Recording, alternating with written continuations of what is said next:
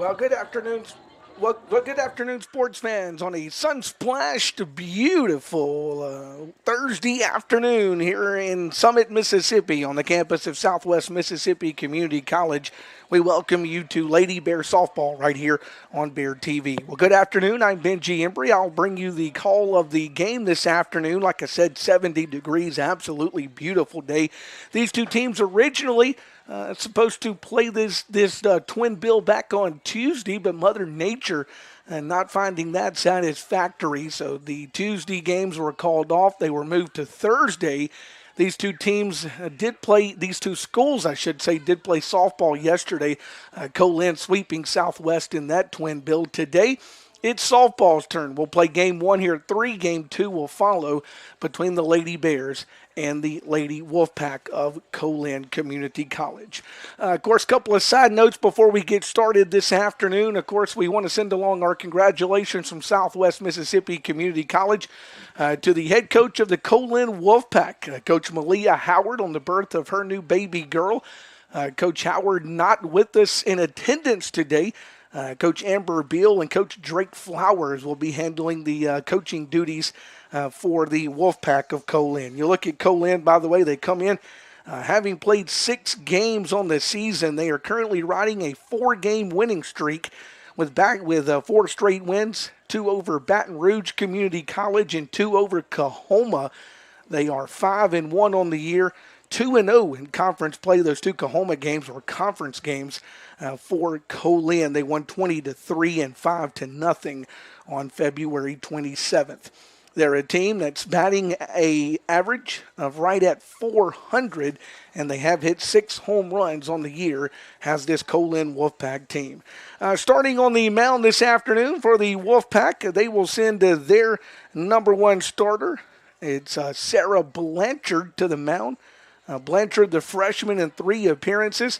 It has boasted a record of 3 wins and no losses. She has 1 complete game on the season and has thrown 5.1 innings, has allowed no hits, no runs, no earned runs.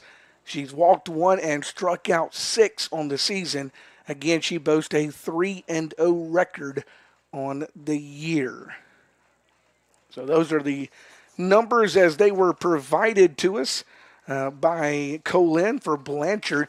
You look at the other side for the Lady Bears of Southwest. Southwest comes in having played 10 games on the year. And like Co-Lin, they also ride a 4-game winning streak, with Co-Lin winning their last 4, a game over Crowder College and Mississippi Delta on the 24th, and then sweeping out Baton Rouge on the 27th. They're 8-2 on the year.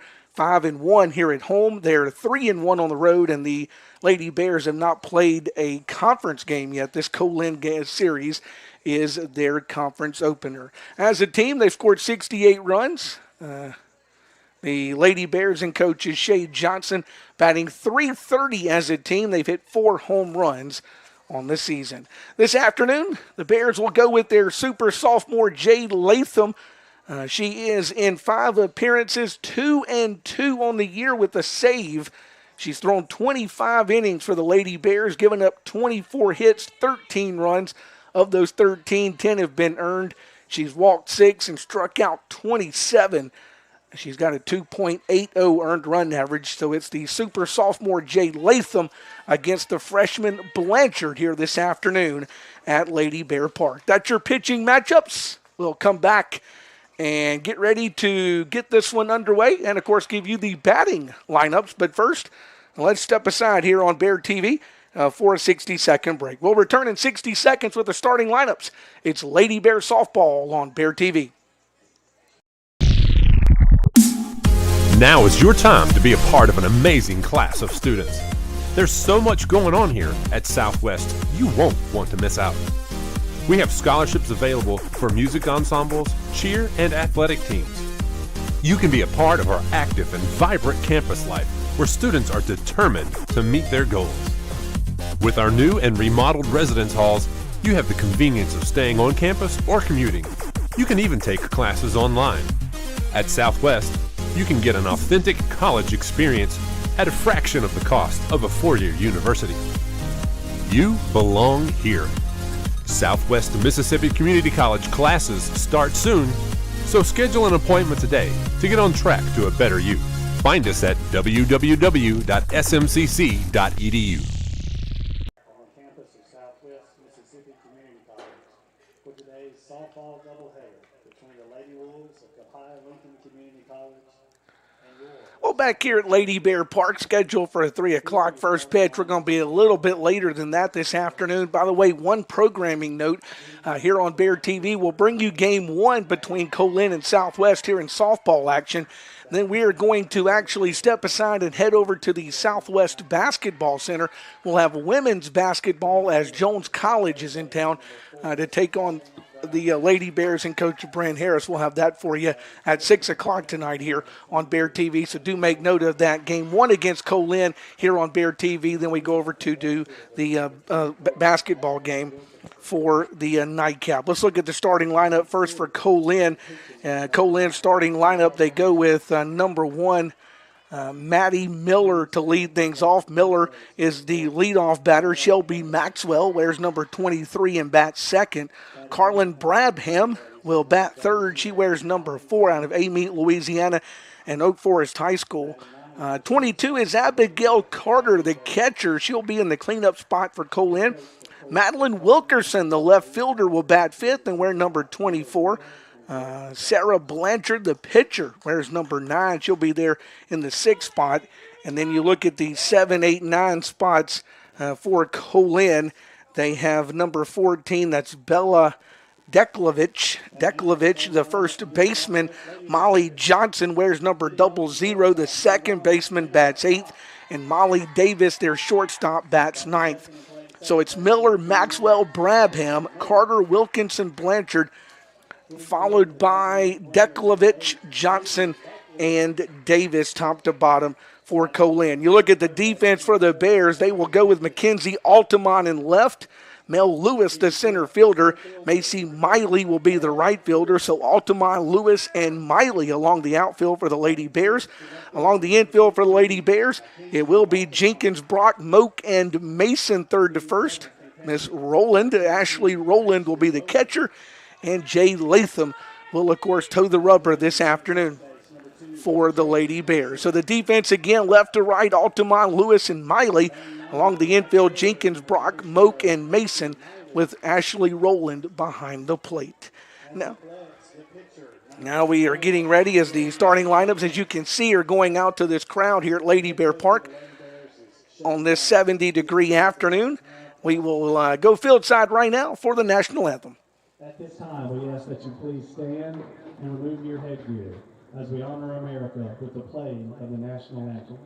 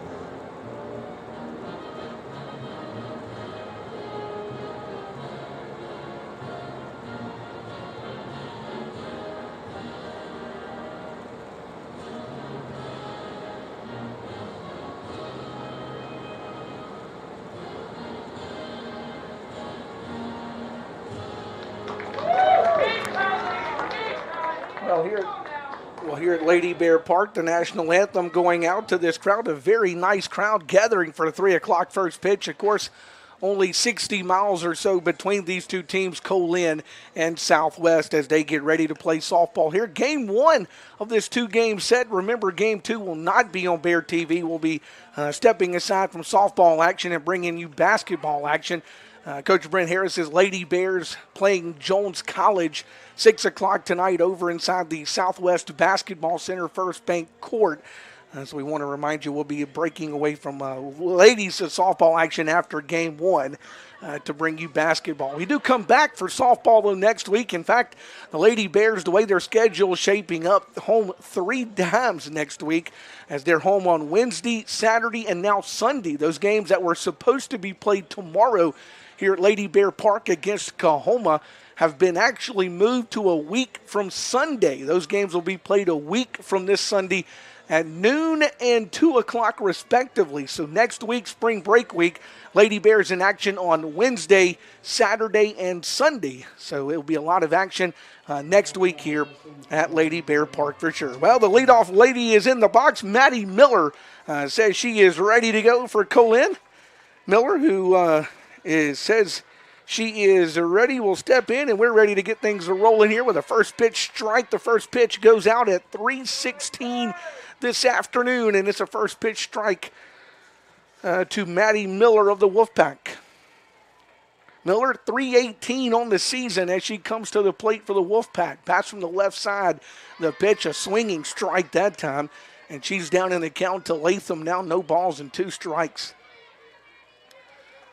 Co-Lin already played Coahoma. They've got 2 wins notched under their belt as far as conference play goes. The Lady Bears opening up against Co-Lin on this Thursday for their conference opener. Here's the 0-2. Slap down the third base side and foul off the bat of Maddie Miller here this afternoon.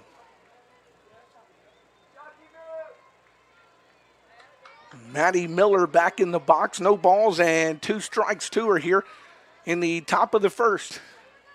Lady Bear Park on the campus of Southwest Mississippi Community College here in Summit.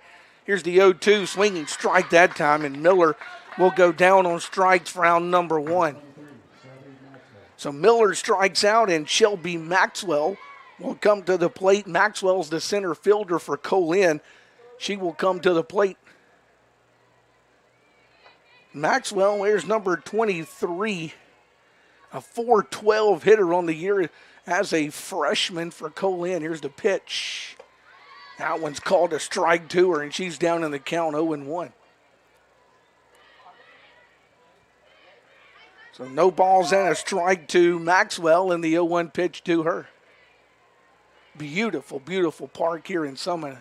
I know in some of our earlier games we've talked about that, but boy, with that sun, it really looks nice out there. 0-1 misses with that new backstop that's been put in. Of course, the Southwest logo right in front of both dugouts. The home plate area already marked off with that turf. Beautiful, beautiful redo of this ballpark. Here's the 1-1. Slapped that one foul. Makes it 1-2 now to Maxwell. And she will have a 1-2 pitch to her. So 1 ball and 2 strikes to Shelby Maxwell. Now Maxwell will await the 1-2 offering. Strikeout of Miller. Now it's Maxwell's turn. The 1-2 misses off the plate from Latham to Maxwell and evens the count, 2 balls and 2 strikes. So the count even now to Maxwell, 2 balls, 2 strikes, and the 2-2 pitch to her. The 2-2 in the air, shallow center, and that will drop for a base hit. So Maxwell will reach the base pads. So a strikeout, now a base knock, 1 on, 1 out for Co-Lin, and Brabham will be the batter.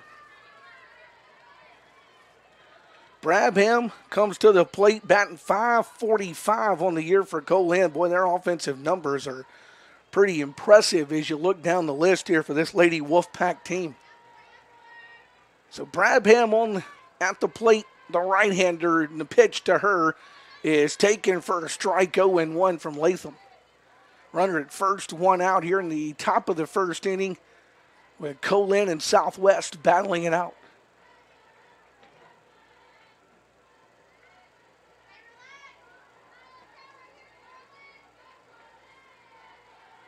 The pitch. Boy, left it out there for a minute, did rolling, but didn't get the call that time, and it's even at 1-1. 1 ball, 1 strike to count. Here comes the 1-1 offering now to Brabham. Latham fires that one, pops it up right side. That one should stay in the park. The second baseman in foul territory. That's Moak who comes over, makes the grab in foul territory, and retires Brabham. Nice job by the second baseman, Madison Moak, to stay with that one over in foul territory and make the grab for out number 2. And now Abigail Carter will come to the plate. Strikeout, base knock, pop up. Now Carter, she'll take a first pitch strike. Abigail, who wears number 22 on the back of her jersey, a .316 hitter on the year, and she comes to the plate for the Wolfpack. No balls, a strike to count to Carter, in the 0-1 pitch due. Here's Latham's 0-1. That one off the plate to throw to second will not be in time, as Maxwell will go into second safely, and the count will even now at a ball and a strike to Carter. So put Maxwell into scoring position down at second, and it's a 1 ball, 1 strike pitch due Abigail Carter. A lot of things going on the Southwest campus today. The 1-1 missed it for a ball, 2-1 baseball. Practicing over to our left here on the baseball facility. You see a lot of action on the football field, which sits out behind the outfield here. A lot of practicing going on over there too. The pitch, a strike. The 2-1, a perfectly placed pitch that time by Jade Latham to even the count now at 2 balls and 2 strikes. Drake Flowers works out of the third base dugout. Amber Beal out of the first base dugout. Of course, as we mentioned in the opening, Coach Malia Howard for Co-Lin had a baby. She is, we wish her congratulations. She's not with us today and not in a coaching capacity in this game this afternoon between these two rivals. The 2-2 misses. Count full now, 3 balls, 2 strikes. And Carter will have a 3-2 payoff pitch due. Here's Latham's 3-2. That one hit towards left. That one will be caught by the left fielder, Altamont, and the side retired. Altamont comes over, grabs that one, plays it perfectly. No runs, a hit, no errors. And Co-Lin will leave 1 in the top of the first. As we head to the bottom of the first inning, let's look at that Lady Bear starting lineup for head coach is Shade Johnson. It looks like this. Jenna Brock, the Bears shortstop, will be in the leadoff spot. Madison Moak, the second baseman, she will bat second for the Bears. Bailey Buckley, the designated player, will be in the 3 hole. So Brock, Moak, and Buckley, 1, 2, 3. 4, 5, and 6 has Jenkins, the third baseman, Mel Lewis, the center fielder, and Mackenzie Altamont, the left fielder. The bottom 3 in the Bear order is Ashley Rowland, the catcher, Shelby Mason, the first baseman, and Macy Miley, the right fielder, who bats 9th for the Lady Bears. So Brock, Moak, and Buckley, the first 3, with Jenkins, Lewis, and Altamont batting 4, 5, 6, Rowland, Mason, and Miley batting 7, 8, and 9th, respectively. So we go into the bottom of the first inning here at Lady Bear Park. Of course, we gave you Blanchard's numbers earlier in 3 appearances. It's got a 3-0 record. She started 3 games, one of them been a complete game. But according to the numbers we got, only 5 1/3 innings on the season. So I think she must have started the game, that complete game must have been that win over Coahoma that the Wolfpack has on their schedule. Co-Lin says they're ready defensively. Jenna Brock will stand in for the Lady Bears.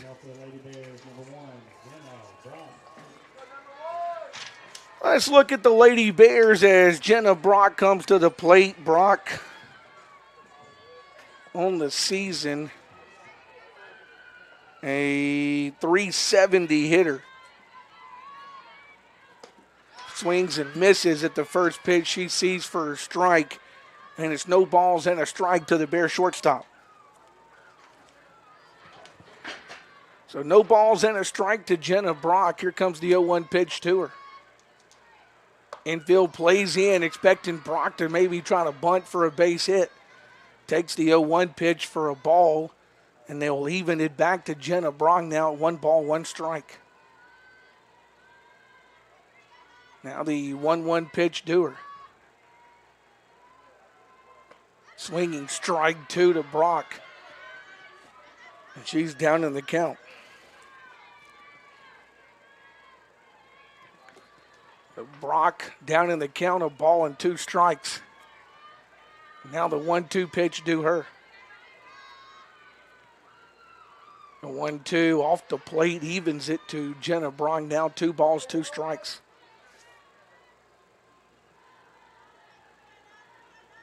Two balls, 2 strikes to Jenna Brock, and the 2-2 pitch to her.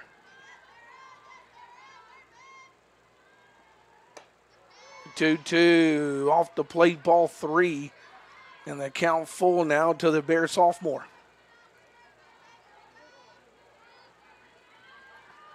Three balls, 2 strikes, and Brock do a payoff pitch here in the first. Slaps that one foul. And the count will stay 3 balls and 2 strikes.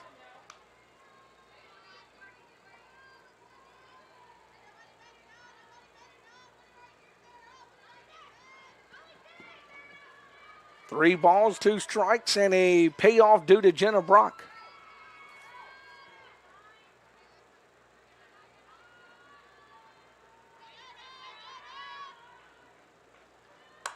Slaps that one foul into the Co-Lin dugout.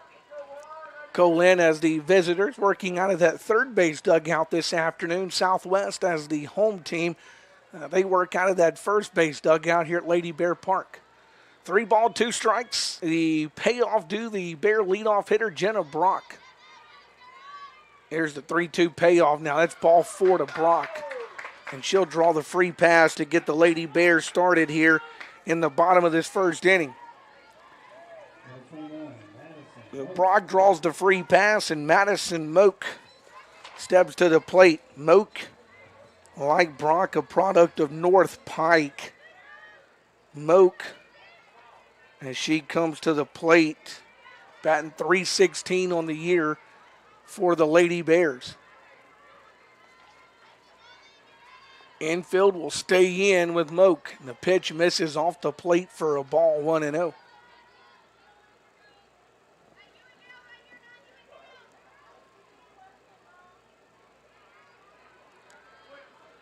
Now the 1-0 due.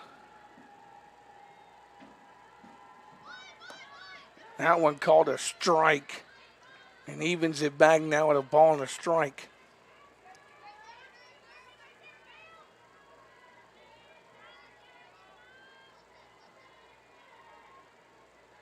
One ball, 1 strike, and the 1-1 due to Moak. That one misses for a ball. It will go to 2-1 now.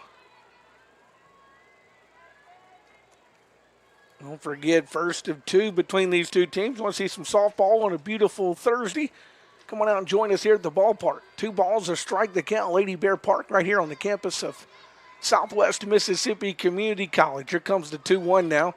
That one's bunted foul and evens the count at 2 balls, 2 strikes. So the count even to Moak now, 2 balls and 2 strikes, and Moak will have a 2-2 pitch due her.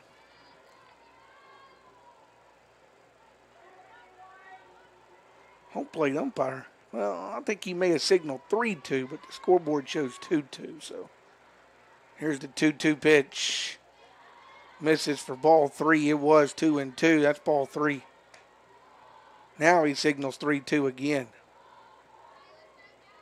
So 3 balls and 2 strikes, and a payoff pitch will be due Madison Moak. 3-2 is a swinging strike, and Moak will go down on strikes for round number 1. No advancing of Jenna Brock in that at bat. Now Bailey Buckley will be the batter. Buckley wears number 8 on the back of her jersey. The freshman batting .467 on the year in this game as the designated player for the Lady Bears. The right-hander will bat. The pitch to her, inside and misses.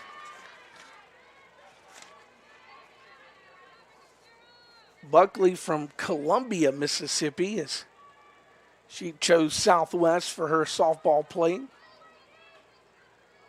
No balls and a strike to count to Buckley. The 0-1 pitch due. Misses high that time for a ball. It's 1-1. So the count even to Bailey Buckley now at 1 ball, 1 strike, and she will have a 1-1 pitch due her.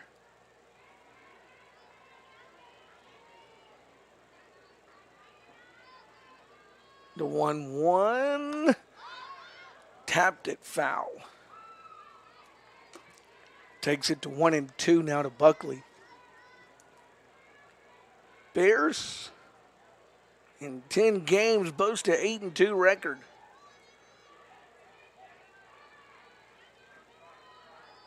One ball, 2 strikes to count, and the 1-2 pitch due. Last time the Lady Bears lost was that second game against Holmes. That's called strike 3 to Buckley. And she's down on strikes, so back-to-back strikeouts of Moak and Buckley. And Brock stuck it first, and Jenkins, the cleanup hitter, to the plate. Jenkins, .429 on the year for the Lady Bears, will come to the plate in the cleanup spot. Brock, after her leadoff walk, has been stranded at first. Here's the pitch.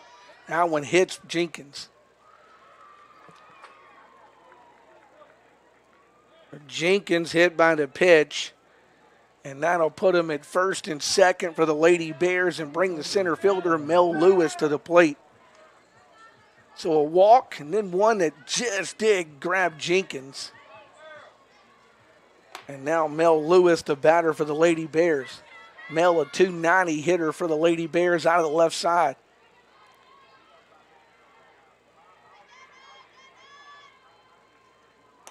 Swinging strike to Lewis, and she's down 0-1.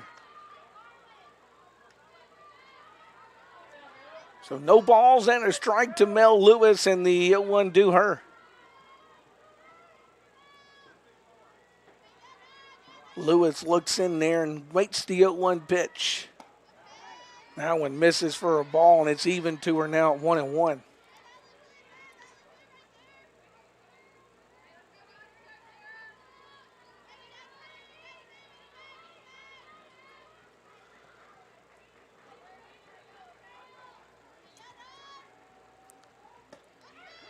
One's called a strike. It's 1-2.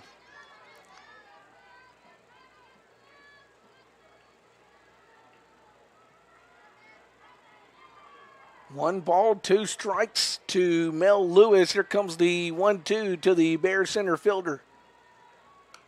That one tapped to stay alive. Lewis gets a piece of that one. Keeps it at 1-2.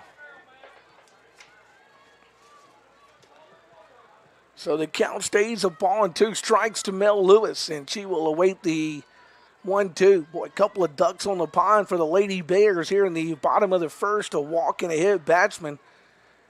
Lewis could find a base hit. Bears could get on the board. That's it right at the third baseman. She'll go to the bag at third unassisted and retire the side.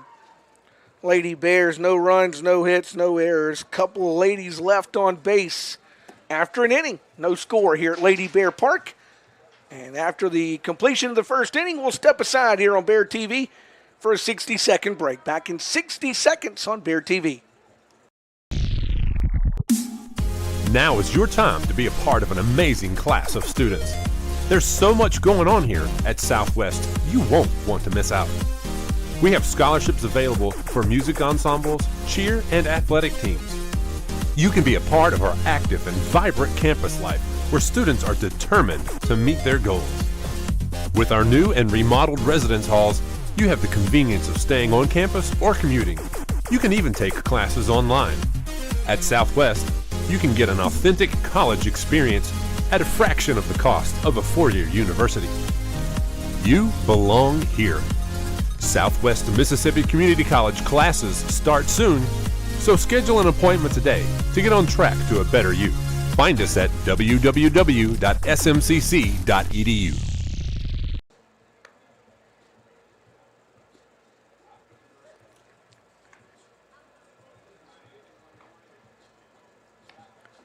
Well, we've played an inning here at Lady Bear Park. No score in this one as the Co-Lin Lady Wolfpack comes to the plate. It's Wilkerson, Blanchard.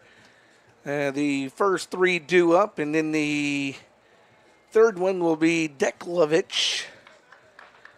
That is the 6, 7, and the 5, 6, and 7 spots in the Co-Lin order coming to the plate. Wilkerson, who wears number 24, waits her first pitch. It misses for a ball. She's a .579 hitter on the year for Co-Lin. 1 ball, no strikes. The count to her. Now we see the Bear soccer team playing back over behind left field and practicing. So we have had a lot of practicing going on around us, just about all the way around Lady Bear Park here, with baseball back over to our left. We see soccer out behind left. Football was on the field a few moments ago. Back behind right field where John I. Hurst Stadium sits. Here's the 2-0. That misses for ball 3. And Wilkerson way ahead in the count now, 3 balls and no strikes, as Jade Latham is yet to throw her a strike here in the top of the second. No score after an inning played in this one. Here's the 3-0 pitch. That one's a strike. Wilkerson was going to make Jade Latham throw her a strike, and she does there to take the count to 3-1. So 3 balls and a strike to Wilkerson, and the 3-1 pitch due her.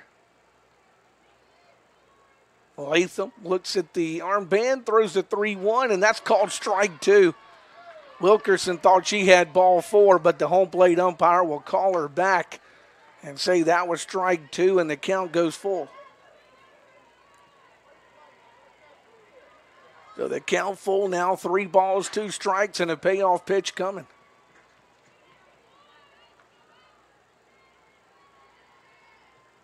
Payoff 3-2 is foul to the screen, and will keep the count 3-2 now to Madeline Wilkerson.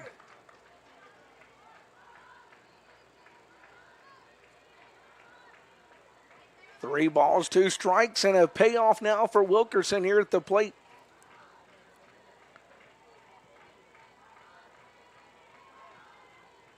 That one skied. Third baseman Jenkins looks at it in foul territory and grabs it. Jenkins looking right up in that afternoon sun, able to make the grab and retire Wilkinson for out number 1. So 1 gone, and Blanchard, the pitcher, will come to the plate. She's a .500 hitter on the year. Been to the plate 8 times this season. First pitch misses to her for a ball. It's 1-0. So 1 ball and no strikes to the Wolfpack pitcher, and she'll await her 0-1 pitch.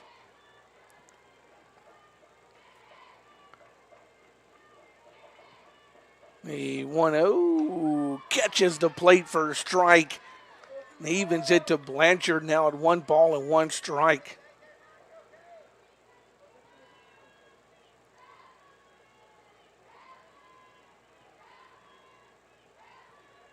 Latham will fire the 1-1. Called strike 2. And now she's ahead in the count, 1 ball and 2 strikes to the batter. So 1 ball and 2 strikes and a 1-2 pitch due.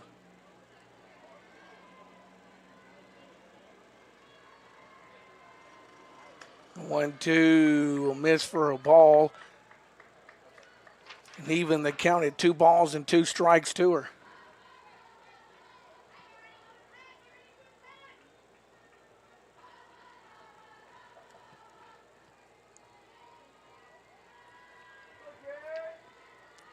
Latham's 2-2. Skies that one. Shallow left. Pretty good beat on it is Altamont, and she'll make the grab. Altamont kind of had a good beat on that one and played it perfectly. 2 up, 2 down. And now batting is Bella Deklovich, the first baseman. Get her numbers on the year. She's a .462 hitter. She comes to the plate for Co-Lin. First pitch to her, a called strike, and she's down 0-1. So no balls and a strike to count. Top of the second here at Southwest. As we continue, we'll give you the story behind why we, in the introduction, referred to Jade Latham as the super sophomore. First, the 0-1 from her. Off the plate for a ball, and it's even to the batter at 1-1. Of course, with the COVID-19 pandemic and last softball season getting canceled before it really ever got started good, everyone was given their year of eligibility back. Here's the 1-1 first. Swinging strike, it's 1-2. Latham was a sophomore last year with that year of eligibility back. Decided to stay here at Southwest. And the Lady Bears affectionately referred to her as the super sophomore. 1 ball, 2 strikes to count. Here comes the 1-2. Tapper going to the second baseman. Moak will grab it, fire to first, and got her in time. 4-3 on the putout, and Co-Lin will go 1-2-3 here in the second. No runs, no hits, no errors, and nobody left on the base pads. We have played 1.5 here at Lady Bear Park, and no score yet in this softball tilt. When the Lady Bears come to the plate in the second, Mackenzie Altamont, Ashley Rowland, and Shelby Mason, the Bears will bring their 6, 7, and 8-hole hitters to the plate as Blanchard will go back to work in that bottom of the second inning. Yeah, Latham, the one that stuck around for the Lady Bears, and we're sure glad she decided to stay on and become a super sophomore here on the for the Lady Bears. Of course, COVID has changed a lot of things. Everybody gets their year back this year, so it'll be interesting to see what Coach Shay Johnson and his assistant Hannah Price decide to do, and what the players, for that matter, decide to do at the conclusion of this year. But that's something we'll worry about down the road. A lot of softball to be played this year, and of course this Lady Bear team getting some votes in the national polls after their double sweep of Baton Rouge back on the 27th. So Lady Bears right now focused on this 2021 campaign. Throw's gone down to second, and here we go with the bottom of the second inning. Altamont again will lead things off for Southwest. McKenzie, a .400 hitter on the year. Bears left 2 on in the top of the first, a walk and a hit batsman. They've not gotten a hit off Blanchard yet. So Altamont will stand in and await the pitch. Pitch to her. Misses for a ball, 1-0. 1 ball and no strikes now for Mackenzie Altamont.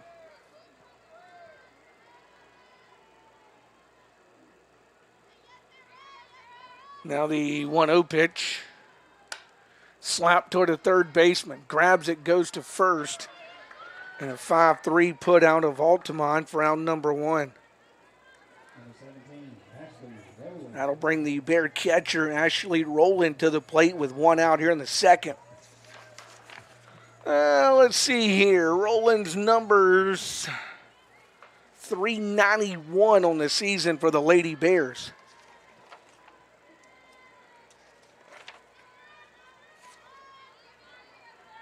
And the pitch due her. Swinging strike. She was out in front of that one, 0-1. No balls and a strike for Ashley Rowland, in the 0-1 pitch due her here in the second inning.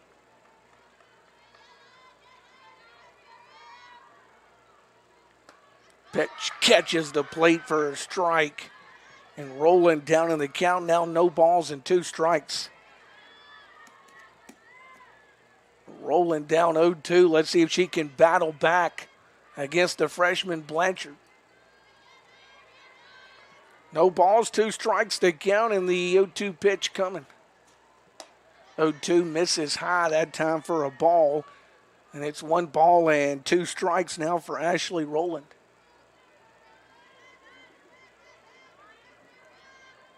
Blanchard will look back in that dugout, get the sign. Goes to the plate on the 1-2. Did she stay off of it? She did. And the count is even now at 2-2. Rowland able to check her swing that time and keep the at-bat alive. So 2 balls, 2 strikes to Rowland, and here comes the 2-2 pitch to her. Off the plate, ball 3. So Rowland ahead in the count now 3-2, or should I say it's a payoff pitch opportunity.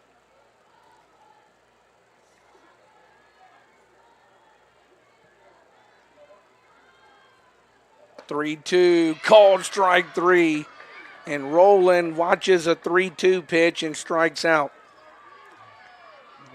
So Rowland will strike out, and Shelby Mason to the plate for the Lady Bears here in the bottom of the 2nd. Mason, who wears number 2, is a .313 hitter on the year for the Lady Bears.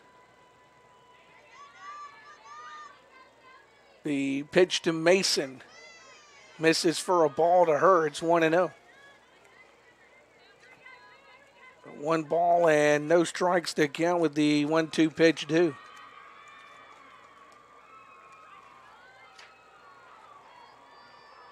The 1-0 popped it up in the air. Is that one stay playable? It does for the catcher back behind home plate. Carter will make the grab and retire the side. Boy, Bears couldn't get it done in the 2nd as Masons wouldn't get out of here to keep her alive. No runs on no hits, no errors, and nobody left on the base pads. 2 played and no score here at Lady Bear Park on the campus of Southwest Mississippi Community College as we step aside for a 60-second break. Now is your time to be a part of an amazing class of students. There's so much going on here at Southwest, you won't want to miss out. We have scholarships available for music ensembles, cheer, and athletic teams. You can be a part of our active and vibrant campus life where students are determined to meet their goals. With our new and remodeled residence halls, you have the convenience of staying on campus or commuting. You can even take classes online. At Southwest, you can get an authentic college experience at a fraction of the cost of a 4-year university. You belong here. Southwest Mississippi Community College classes start soon, so schedule an appointment today to get on track to a better you. Find us at www.smcc.edu.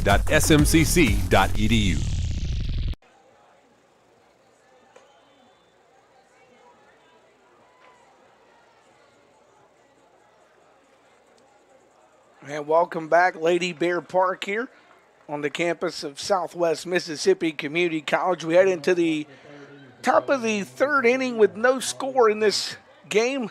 Molly Johnson will lead things off. It's the 8, 9, and 1 spots for Co-Lin here in the top of this 3rd inning. Johnson, first pitch to her. Did she stay off of it? They say she did for a ball. Johnson, as a freshman, .364 on the year for the Wolfpack.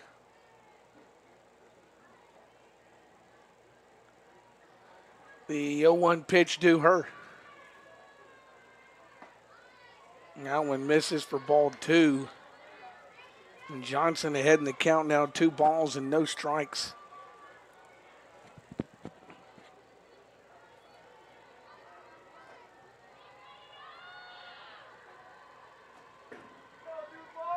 The 2-0 hit the center. Can Mel grab that one on a hop? She can't grab it, and it's a single off of the bat of Molly Johnson.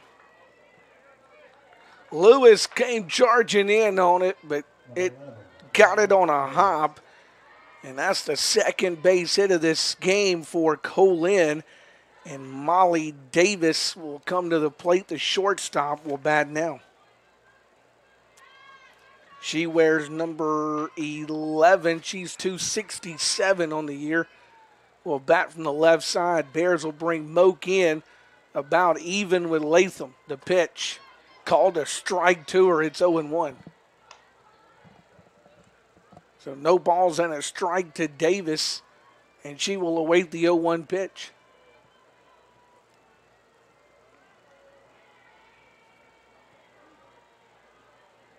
The 0-1 slapped it back out of play. It's 0-2. No balls and 2 strikes to Davis now in the 0-2 pitch to her. So no balls and 2 strikes to Davis. Latham will look into that Bear dugout, get the sign she wants. Here comes the 0-2. Off the plate that time as she wanted to see if Davis might chase one, and she won't. It's 1-2.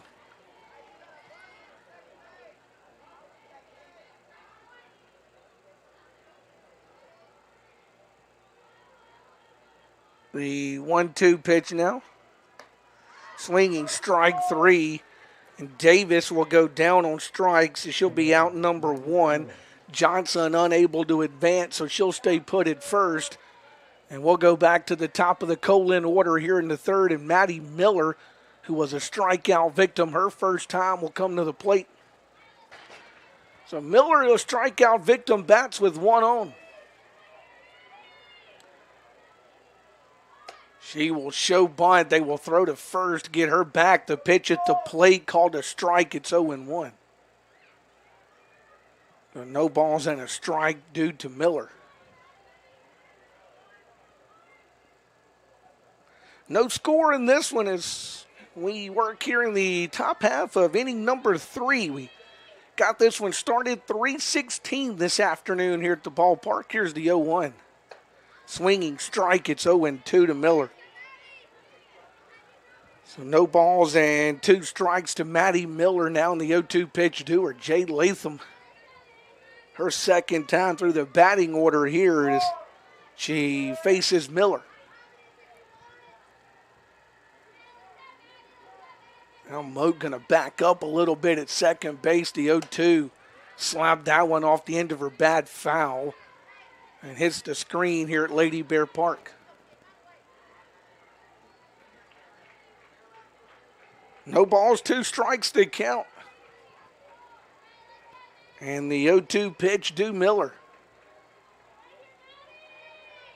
Latham has the one she wants in the pitch.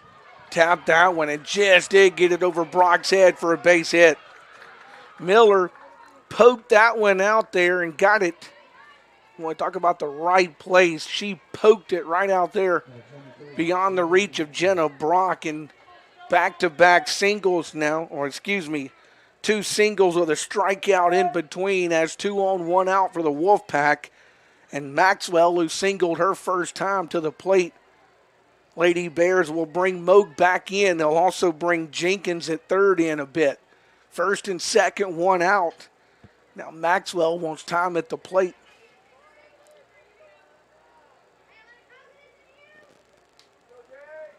Co-Lin, a team and has scored 58 runs on the year.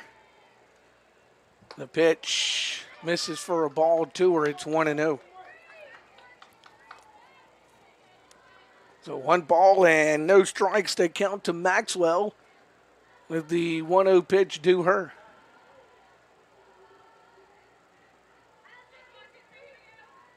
The 1-0 offering first, though. Maxwell wants time at the plate.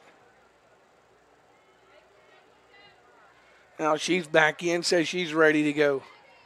Latham will get a new pitch selection and fire the 1-0. Catches the plate for a strike. And the count even to the batter now 1-1. 1 ball, 1 strike. The count to Maxwell with the 1-1 pitch due.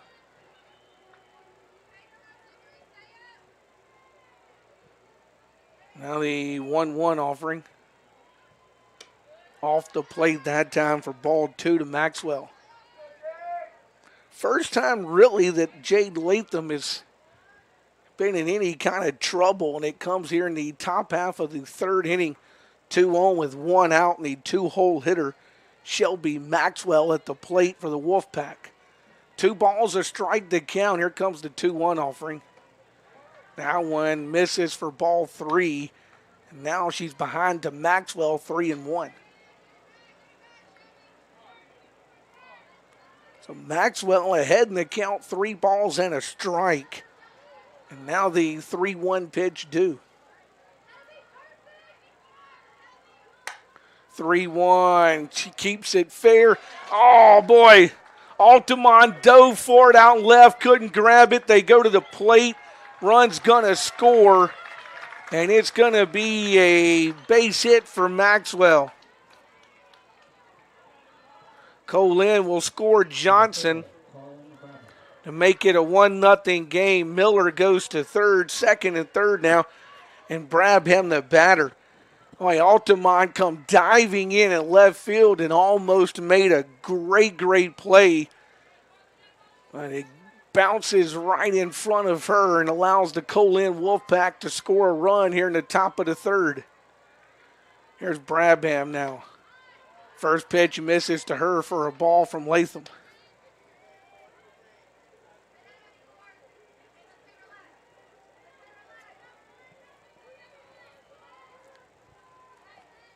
One ball, no strikes. The count to Brabham. Here comes the 1-0. Taps out, went to the shortstop. Brock can't help. Boy, Brock bobbled it and everybody's safe. Brock bobbled that one, everybody's safe, and Miller's going to score the second Co-Lin run. Maxwell had to stay put at second. Brabham on the E6 will be at first and second. And now Abigail Carter, the batter for Co-Lin. Co-Lin's plated their second run here in the top of this third inning. Carter flew out her first time, 0 for 1, and she steps to the plate here in the third. First pitch to her, a called strike, and she's down in the count, no balls and a strike. No balls, a strike. The count to Abigail Carter. And the 0-1 pitch to her. Swinging strike that time. And she'll be down in the count 0-2. Now Latham will throw an 0-2 pitch to Carter. Latham, a big deep breath as she looks back towards that southwest dugout. Now she's ready to go the 0-2. And that one's a tapper down the third baseline and foul. Jenkins picked it up in foul territory, and the count will stay 0-2. So no balls and 2 strikes to Carter. Bear TV, Lady Bear softball on a Thursday afternoon. Here comes the 0-2. That one hits her. Boy, ahead in the count 0-2, and one got away from Latham. And she's going to hit Carter and load him up. Oh, the base is loaded for Wilkerson now.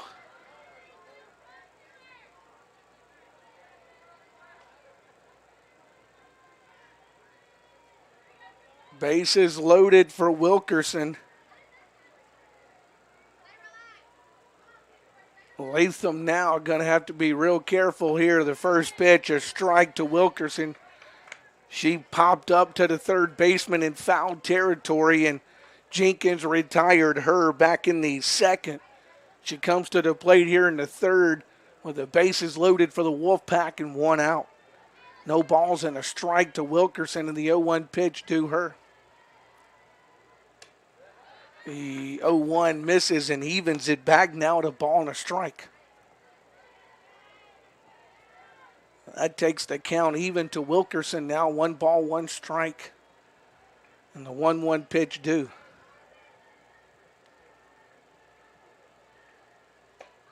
That one a called strike. It's 1-2.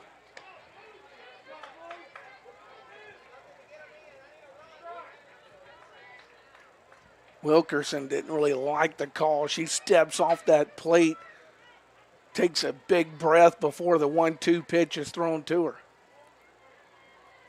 1 ball, 2 strikes. Here comes the 1-2. That one hit towards shallow center. That's going to drop. Here comes one, and that's all they're going to get. But, boy, the hits continue, and it's not been anything really hard. It's just been right places as they're dropping them in front of these Bear outfielders. Wilkerson, the single, scores Maxwell. Bases will stay loaded, and the pitcher, Blanchard, will bat. Latham going to take a deep breath out there for the Lady Bears. Base is still loaded as she works here in the top of the third. Here's the pitch. Fouled back out of play. It's no balls and a strike to her.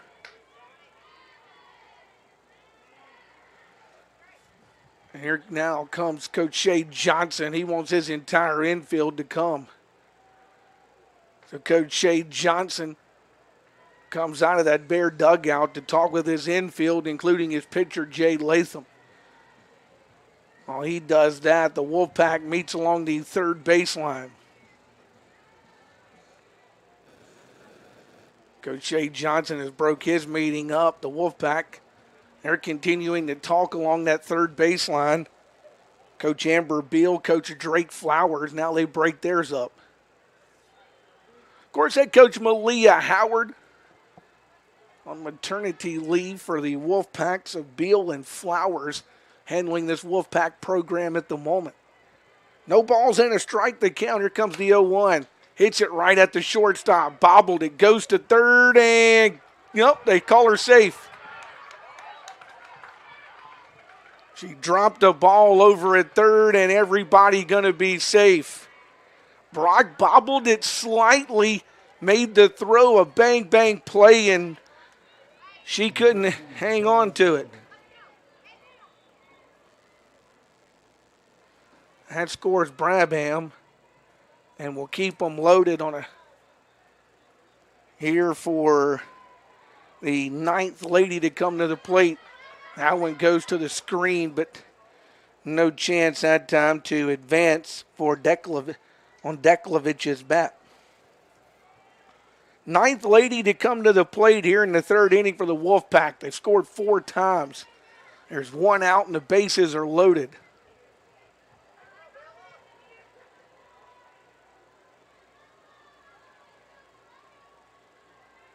Here's the pitch. Hit back up the middle. That's a base knock. That's probably the hardest one they've had.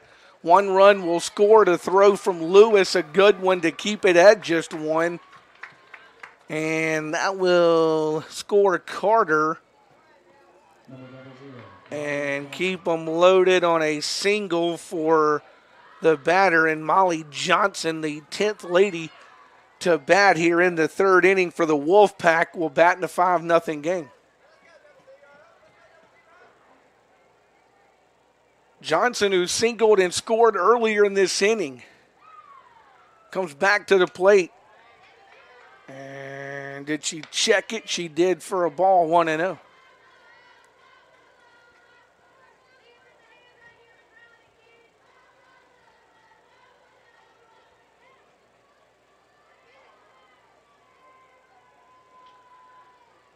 The 1-0 misses off the plate that time and takes it to 2 balls and no strikes.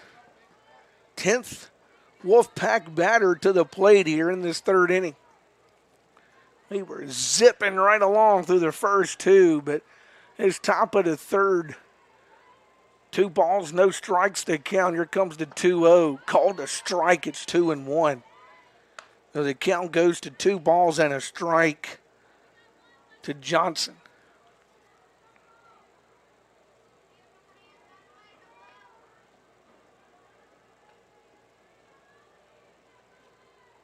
Now the 2-1 pitch. That one's fouled back out of the ballpark and evens it to Johnson now at 2 balls and 2 strikes. So the count even to Johnson, 2 balls, 2 strikes, and a 2-2 pitch due.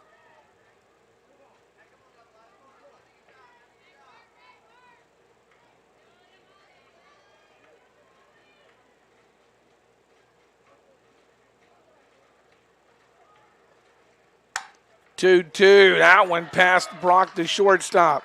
Scores another run on a base hit. That's the second hit of the inning for Johnson. Wilkerson will score. Blanchard to third. And now Molly Davis, the only out recorded here in the third inning, will come to the plate. She and Drake Flowers will meet along that third baseline. Maddie Miller will join them in the conversation.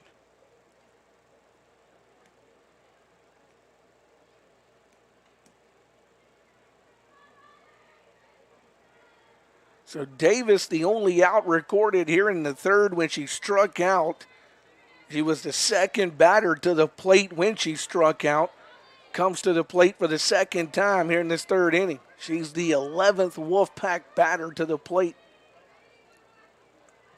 Latham the pitch.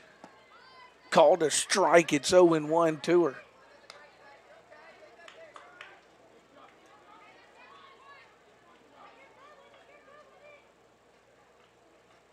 No balls, a strike to Davis. And Latham will throw her the 0-1 pitch. That one hit towards right. Hangs up. Right fielder grabs it, tagging and thinking about scoring. But a good throw from Miley going to stop that. And Davis will record out number 2. So 2 gone, and again we go back to the top of the order. Maddie Miller now. She singled and scored earlier here in the third and struck out back in the first inning. And she will face Jade Latham in this long, long third inning. 10, 11, 12th Wolfpack to the plate.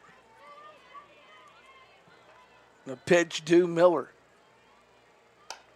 That one slapped foul down the third baseline and out of play. It's 0-1. So no balls and a strike due for Miller, and she'll have the 0-1 pitch due her. Lady Bear Park on a Thursday afternoon. A 6th spot put up by Co-Lin to this point, the 0-1. Hit towards left. Altamont backing up. That one gets over her head. That's going to score 1. Here comes 2. The runner to third. And it's a triple for Miller. And that's going to empty the bases. Johnson comes around to score. Miller at third now. Makes it a 9-0 game with a runner at third. Here comes Shelby Maxwell. She's doubled and singled 2 for 2 as she comes to the plate. That one got over the head of Altamont. She was backing up, but couldn't get back there to it. Pitch misses to Maxwell for a ball, 1-0.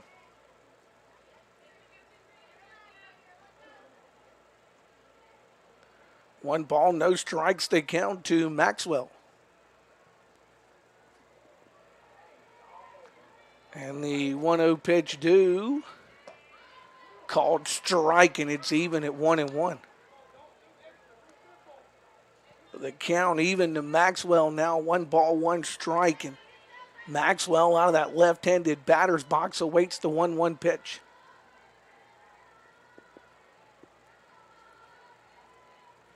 Here comes the 1-1 offering. That misses for a ball, and it goes 2-1. Let's see, 1, 2, 3, 4, 5, 6, 7 hits, couple of errors. And Wolfpack has scored 9 here in the third inning. 2 balls, a strike.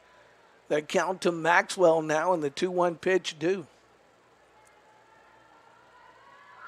That one hit shortstop. That gets by Brock. Run from third, going to score, and that one goes all the way to the screen. She comes to third. They're waving her home. The throw going to go to the plate. She's going to score.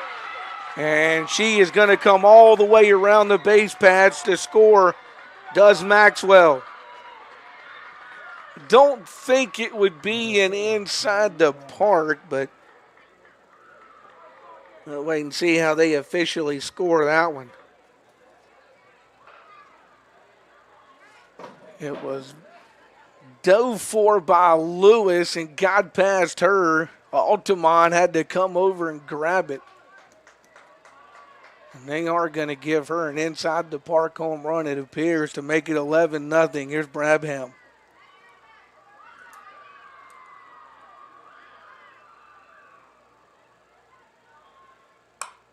Hit down the line. Third baseman grabs it, goes to first, and finally this is over. 5-3 on the putout. A long third inning. That sees 1, 2, 3, 4, 5. 1, 2, 3, 4, 5, 6, 7, 8, 9, 10, 11 runs crossed for Co-Lin. They score them on 1, 2, 3, 4, 5. Let's see. 1, 2, 3, 4, 5, 6, 7, 8 hits. 11 runs, 8 hits, 2 errors, and they leave nobody stranded. Boy, that hurts. An 11 spot for Co-Lin here in the third. We'll go to the bottom half. The Lady Bears will have 9, 1, and 2 in their order. Macy Miley, Jenna Brock, and Madison Moak to the plate for the Lady Bears as we go into the bottom half of inning number 3. Like I said, first 2 innings, we were zipping right along before 9, 10, 11, 12, 13, 14 come to the plate for Co-Lin in the third. So Miley, the last person in the 9-hole spot for the Lady Bears, the last one who hasn't seen Blanchard. I'll say this, the second time around against Latham, way more success for the Wolfpack. We'll see if the Bears can get some success the second time through on Blanchard. Don't forget, after Game 1, we will not broadcast Game 2 for you here between these two teams. We'll head over to the Southwest Basketball Center, First Bank Court. It's Jones College and Southwest and women's action. 6 o'clock tip-off for that one. Coach Brian Bender and his Bear men, they are on the road to Jones. They'll have a 6 o'clock tip-off over in Ellisville. We'll try to keep you posted on that, and during our basketball broadcast, keep you posted on the score here of the softball game, as well as these two teams will play a second game, about 30 minutes or so after this first one's done. First pitch strike to Miley. She's down in the count 0-1. You look at Macy. Where's the double 235 hitter from the right-hand side for the Bears here in this early part of the season. The 0-1 misses for a ball to her and evens it now at 1 ball and 1 strike.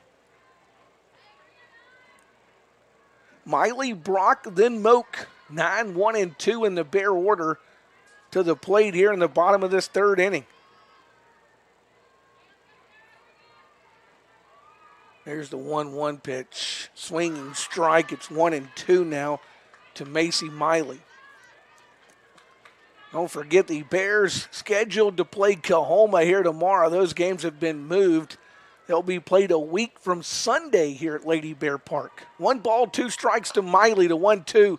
Little slapper towards the second baseman. She'll go to first and get Miley on a 4-3 put out. So Macy Miley retired for round number 1, and Jenna Brock, the Bear shortstop, will come to the plate here in this third inning. Brock walked, was left stranded on the base pads back in the first. Comes to the plate here in the third. Boy, the Bears need some base runners.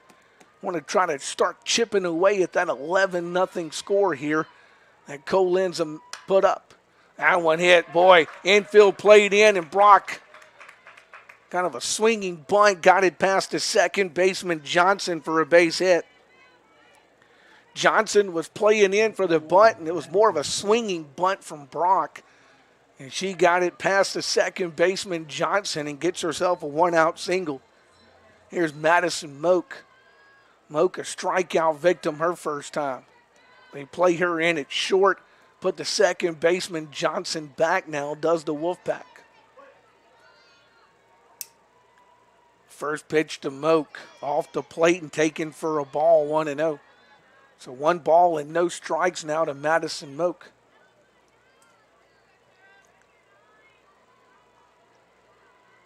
Moak awaits her 1-0. That one's off the plate, ball 2. Takes it to 2 balls and no strikes now. Buckley, the designated player, waits next for the Bears. Like I said, Southwest got to start chipping away. Here's the 2-0 off the plate, ball 3. And Moak way ahead in the count now, 3 balls and no strikes. So 3 balls and no strikes to Moak. Here comes the 3-0 pitch. That one, as Moak takes all the way, is called a strike. It's 3-1. That one catches the plate, the home plate umpire says, and it's 3 balls and a strike now to Madison Moak. 3-1 pitch. Swinging strike, it's full, 3-2 to Moak. So they count full now, 3 balls and 2 strikes to Madison Moak. And she will have a 3-2 pitch due her. 3-2 now to Moak. That's ball 4, and she will get the free pass. The walk to Moak will put the Lady Bears at first and second.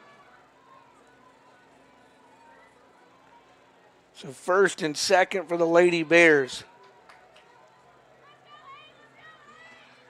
That'll bring Buckley to the plate now. Buckley will stand in first and second and 1 out. She was a strikeout victim her first time. Tabbed that one back out of the park. It's 0-1 to her.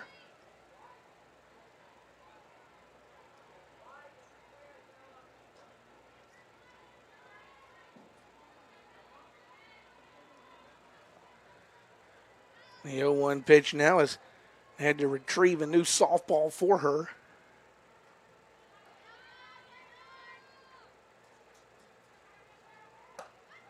That one catches the plate for a strike, and she's down 0-2.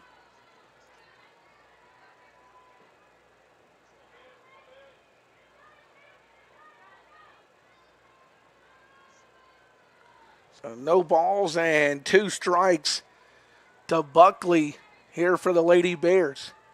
The 0-2 gets a piece of that one to stay alive. Defensive swing that time from Buckley to keep it, no balls and 2 strikes. Lady Bears again need to chip away at this 11-0 game as they tried to here in the third. 2 on, 1 out, a single and a walk. Have put back-to-back Bears on the base pads. The 0-2 swinging strike, and Buckley will go down for out number 2. So 2 gone now, and Haley Jenkins will bat for the Bears. She was hit by a pitch back in the first. Was left stranded on the base pads as she comes to the plate here in this 3rd inning. Jenkins, the batter, the pitch. Off the plate that time for a ball to her, 1-0. So 1 ball and no strikes for Jenkins, and the 1-0 offering to her now.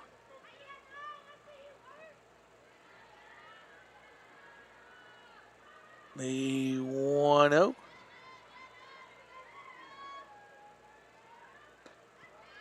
Misses and takes it 2-0. So 2 balls and no strikes for Jenkins now. She'll have a 2-0 pitch due her here in this 3rd inning. 2 balls and no strikes to count. Blanchard looks back into that dugout along that 3rd base line. Brings that 2-0 pitch. Then misses for ball 3. So Jenkins ahead in the count now, 3 balls and no strikes. 2 on, 2 out here in the 3rd. Bears trying to crack the scoreboard here in the 3rd inning after the Wolfpack put up an 11 spot in the top. 3-0, she takes all the way and takes a strike. It's 3-1. So Jenkins going to force Blanchard to throw her a strike, and she does on the 3-0 pitch to make it 3-1. 3-1 is ball 4. So Jenkins will walk, and that will load them up now for the Lady Bears. So they're loaded up now for the Lady Bears and Mel Lewis. Lewis hit one right at Brabham earlier in the contest.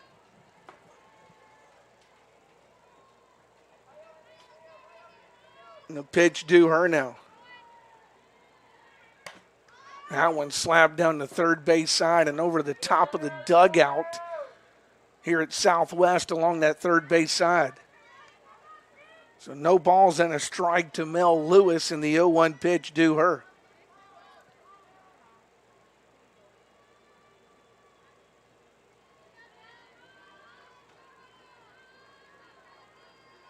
The 0-1 now to Lewis.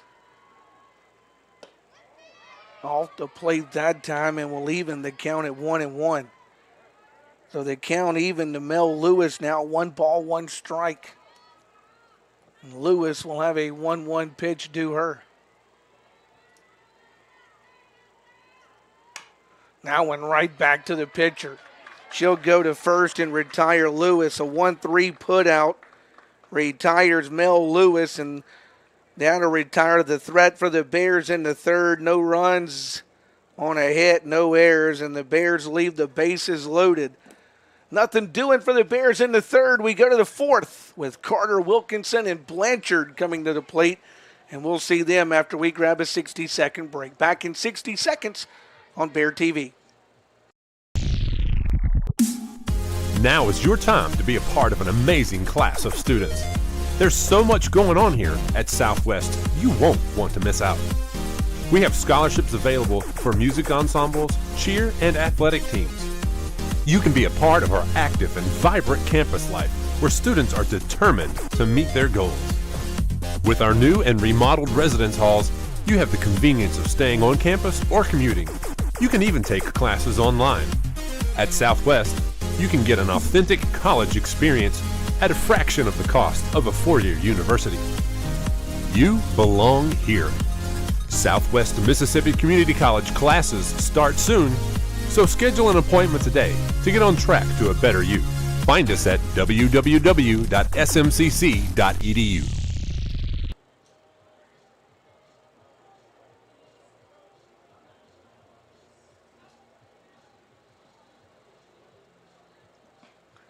Well, back here at Southwest on Bear TV as we go into this top of inning number 4. It's an 11-0 game. Lady Bears trying to regroup here. And defensively, it's Abigail Carter who will come to the plate to lead the threat off for the Wolfpack here as we work in this top of the 4th. Let's see if the Lady Bears can calm it down just a little bit after a very long third inning as they come back to work here in the 4th.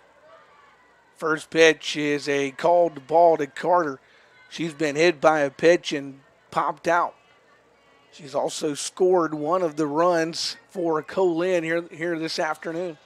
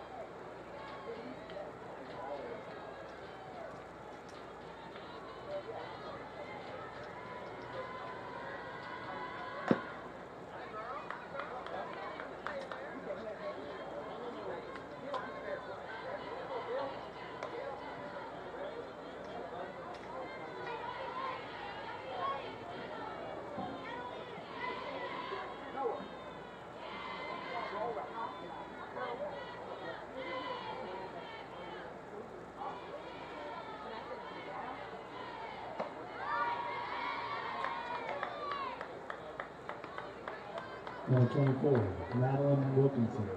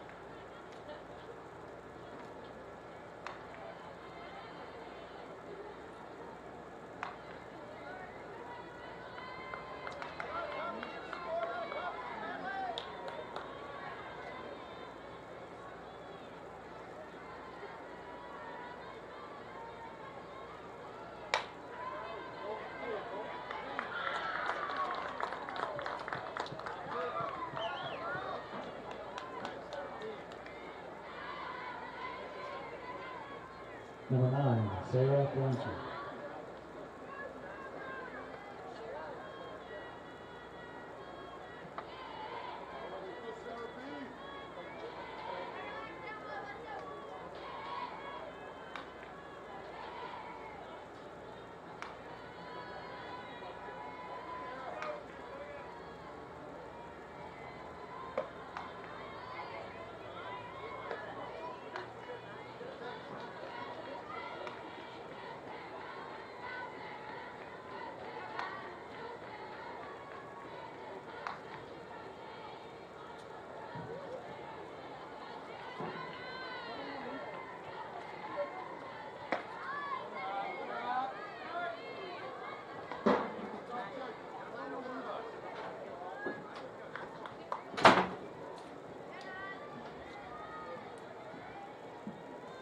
Well, we had to step away for just a moment, but we're back here. Hope you continue to enjoy it. Runner at first with a runner on. That's the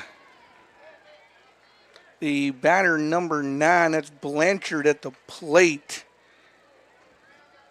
There is one out with a runner at first, just to kind of catch you up where we are, as I had to step away for just a moment here as we continue softball action in his 4th inning, and Jade Latham continuing to work. Here's the 1-2. That's it back up the middle and a base hit. So a base hit for Blanchard. She will be at first, and they will be at first and second with one out.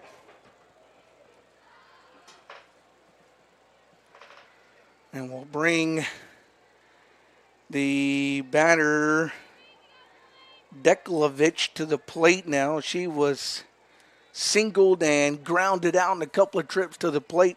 Here's the pitch to her. That one's called for a strike, and it's 0-1. No balls and a strike, they count.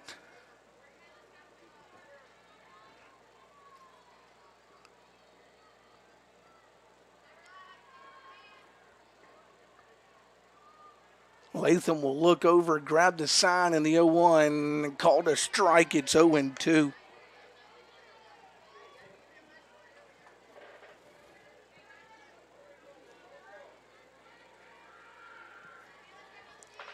No balls and 2 strikes now. 1 gone. Couple of runners on for Co-Lin here in the 4th inning. Here comes the 0-2. Fouls that one back out of play, and the count will stay at no balls and 2 strikes. So no balls and 2 strikes to count with the 0-2 pitch due here at the plate this afternoon. The 0-2. Oh, left it out there, did roll in, but won't get the call on that, and it's even now. 2 balls, 2 strikes. Now Roland will come out and speak to Latham for just a moment before the 1-2 pitch is thrown here in the 4th. Lady Bears trying to keep Co-Lin away from home plate here in the 4th inning and see if they can't get back on their sticks in the 5th. Or in the bottom of the 4th, when the Bears would have Altamont, Roland, and Mason scheduled to come to the plate. Roland and Latham with a conversation out there. That one done, and the 1-2 pitch due to the plate.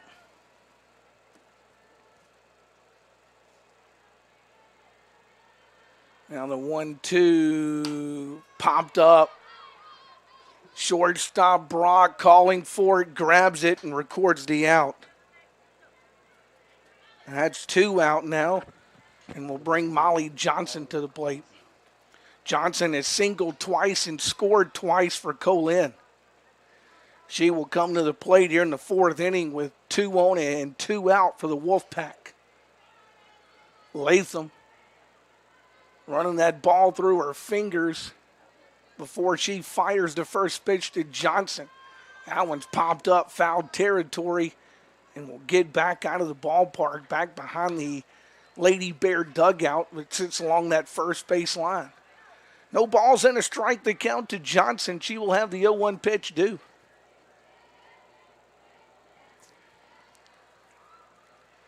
The 0-1 now. That one misses for a ball, and it goes even to Johnson at 1 ball, 1 strike. So it's even to Molly Johnson, 1 ball, 1 strike to her. Here comes the 1-1 offering.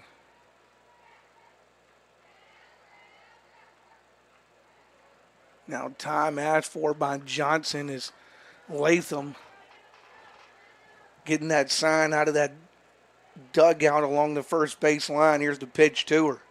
Swinging strike. Takes it to 1-2. Co-Lin leading it 11-0. They got all 11 runs in the 3rd inning. Jade Latham now a 1-2 pitch due to Johnson. Here's that 1-2 offering, and that is popped up again. This one a little bit deeper. Mel Lewis, the center fielder, calling for that one. She'll make the grab and retire the side here in the 4th inning. In the 4th, no runs will cross on a couple of hits, no errors. They leave 2 stranded. And finally, right what it needs to be, a 0 spot for Co-Lin in the 4th. Bears come to the plate in the bottom of the 4th inning with Altamont, Roland, and Mason scheduled. It's an 11-0 game here on the campus of Southwest Mississippi Community College. Want to remind you, while we have a break here between half innings, don't forget Lady Bear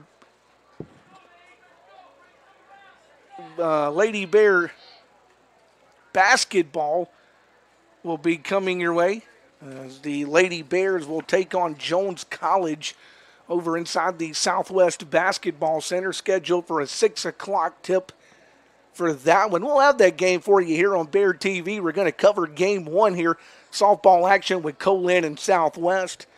No Bear TV for game 2 on softball because we'll have basketball for you over in the Southwest Basketball Center as Jones College and Southwest will play. The Bear men and Coach Brian Bender, they are over in Ellisville this afternoon. They will take on Jones College. 6 o'clock tip time for that one as well. So that's the athletics ahead. Of course, no athletics on campus tomorrow with softball originally scheduled to play Coahoma. Those games have been moved from tomorrow to next Sunday, not this Sunday, but the following Sunday, 12 and 2. First pitch scheduled for those. The Bear baseball team, they will make the trip to Coahoma and will play Saturday afternoon at Coahoma. So do make note of that one as well. Let's see, we're going to get some changes, I would assume, as Coach Shea Johnson has his scorecard, and he's meeting with the home plate umpire, so we'll see what the changes are. He's got Altamont, Rowland, and Mason scheduled to the plate here in the bottom of the fourth inning for the Lady Bears in this 11-0 contest.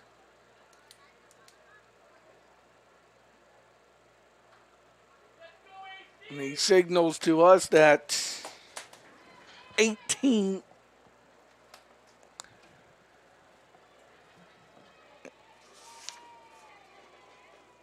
he signals, I think, and we're going to get a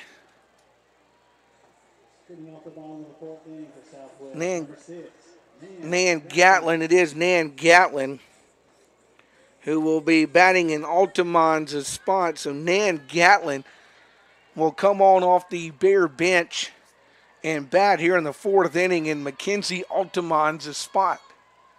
There's the pitch to Gatlin. That one off the plate and taken as a ball, and it's 1-0 to her. So 1 ball, no strikes to Nan Gatlin, and the 1-0 due.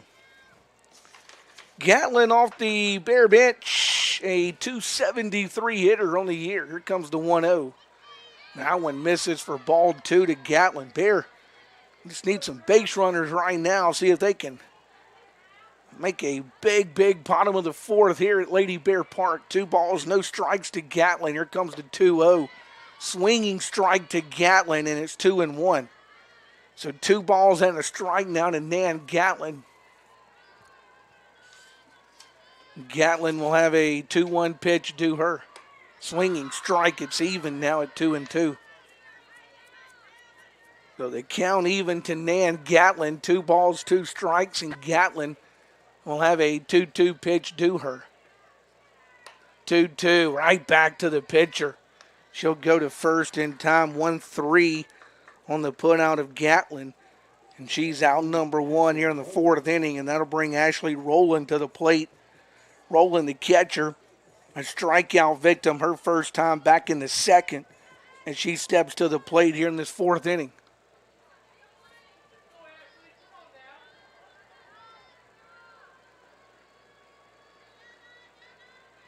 The pitch due Rowland. Slabs that one. Shortstop waits back for it, goes to first, and gets the out. 6-3 to retire Rowland. She's out number 2. That'll bring Shelby Mason to the plate now for the Lady Bears. Boy, all the damage done in 1 inning. At top of the third when Co-Lin put 11 on the board. Besides that, we've had zeros around for both these ball teams. Mason fouled out her first time to the catcher. The pitch hits that one off for an ankle for a strike. It's 0-1. Mason will kind of walk down that third baseline to walk that one off. No balls or strike. They count to Mason. Here comes the 0-1 pitch to her.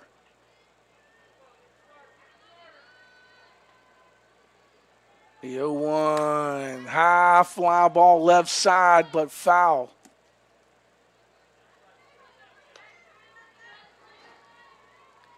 By the way, game 2, Riley Kate Smith, Miss Mississippi Elementary America, will be on hand to throw out the first pitch. That ought to be pretty special.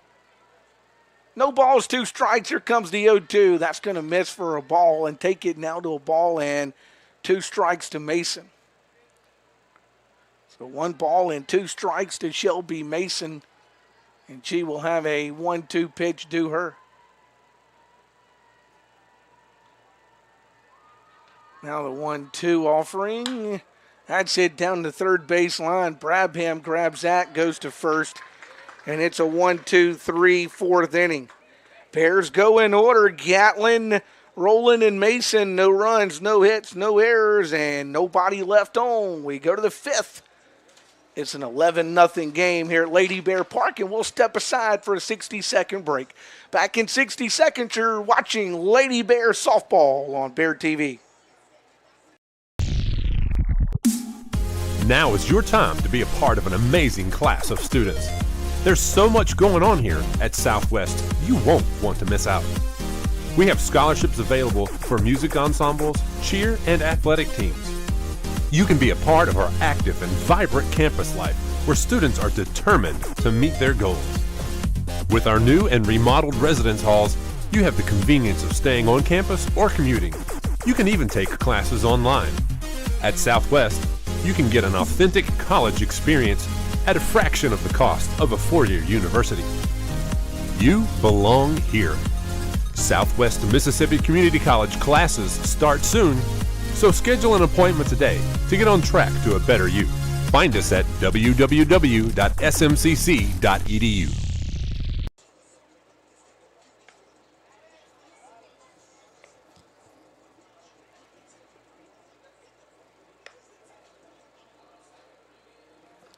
Well, back here at Lady Bear Park on the Southwest campus, we head into the top of the 5th inning.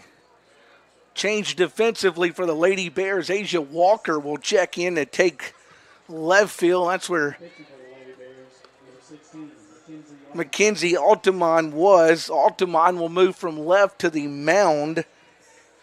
And Jade Latham's day will be done. She throws 4 innings of work here.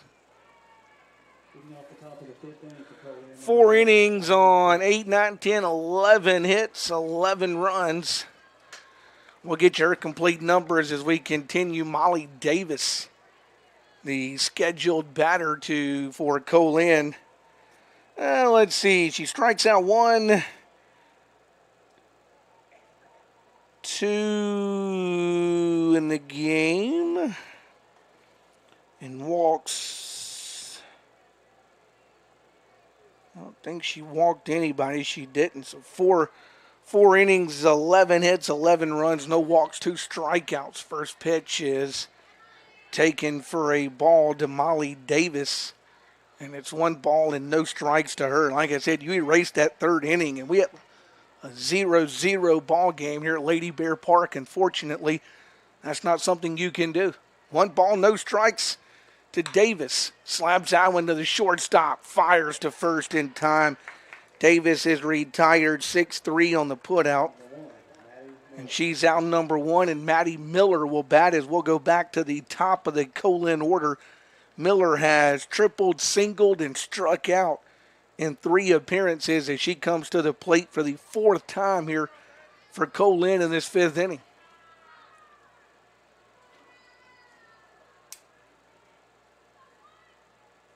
The pitch slabs out one 3rd baseline and foul back out of the play. Lady Bear Park here on the campus of Southwest Mississippi Community College. No balls and a strike to count. Here comes the 0-1 pitch now. Altamont looks to the plate and throws the pitch, and that one misses for a ball.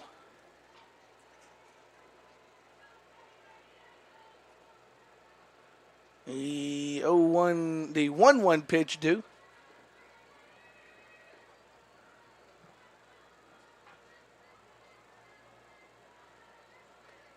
Altamont will fire that one, and Miller will fire it into right field for a base hit. So a 1-out single now for Maddie Miller, and Shelby Maxwell will come to the plate. She's got 3 hits, scored a couple of runs of her own here. She comes to the plate with 1 on and 1 out here in the top of the 5th inning. Bears will step the infielders and the corners in just a bit as Maxwell comes to the plate. She will bunt it, but bunted foul down the 3rd base side of home plate. It's 0-1. So no balls and a strike to count for Shelby Maxwell, and the 0-1 pitch due her. Altamont on in relief of Latham here in the 5th inning. Here's the 0-1 now. That misses up high and will even the count to Shelby Maxwell at 1-1 strike. So the count even to Maxwell now, 1-1 strike. And Maxwell awaits the 1-1 offering.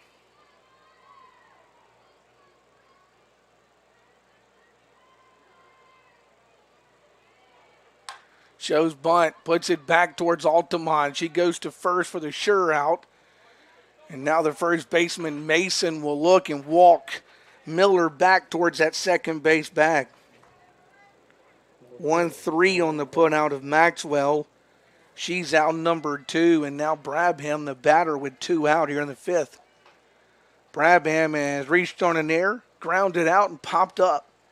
She also has scored a run for the Wolfpack, batting for the 4th time here for Co-Lin in this 5th inning.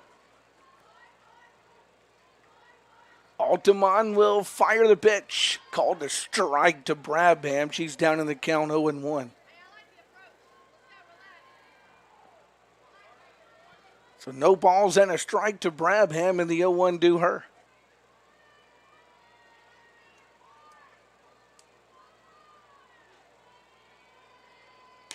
Oh, one's off the plate, and leaving it back to Brabham. Now 1-1 strike. So the count to Brabham even at 1-1 strike, and Brabham will have a 1-1 pitch due her. The 1-1 misses for ball 2, and it will go 2 balls and a strike. Altamont on trying to put a 0 up here in the top of the 5th on the Wolfpack. 2 balls and a strike they count. Here comes the 2-1 pitch now to Brabham. That one skied back out of play down that first baseline and evens the count to Brabham now at 2 balls and 2 strikes. So the count even to Brabham, 2 balls, 2 strikes, and she will have a 2-2 pitch due her. Right back in that box is Brabham for the 2-2.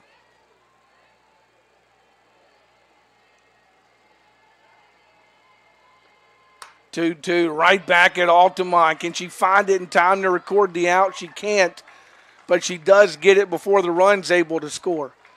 Altamont, it came right back at her. She appears to be okay. That's the good news, and she got to that softball before Miller was able to go from third to the plate. They give Brabham an infield single on that one. Now Drake Flowers is out. They want to make a substitution for Co-Lin. Abigail Carter's spot in the order is due here in the 5th inning. And they have gotten number 12. It's Abigail Carter with a bat. They must be going to replace the runner. That's what they're going to do. They will get number 19, Faith Ashley from Brandon and Pisgah High School to run at first. So she will run at first for Brabham, and Carter will be the batter with runners first and third and 2 out here in the top of the 5th for Co-Lin. 11-0 Wolfpack leads it. They got all 11 in the 3rd inning.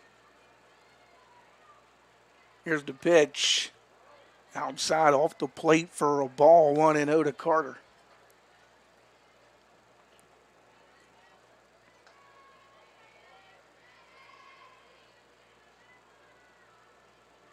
One ball, no strikes, they count.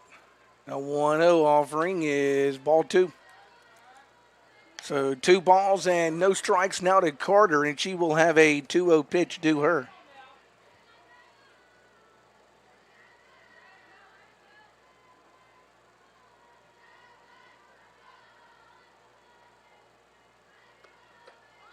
The 2-0 misses for ball 3, and now Carter ahead in the count, 3 balls and no strikes.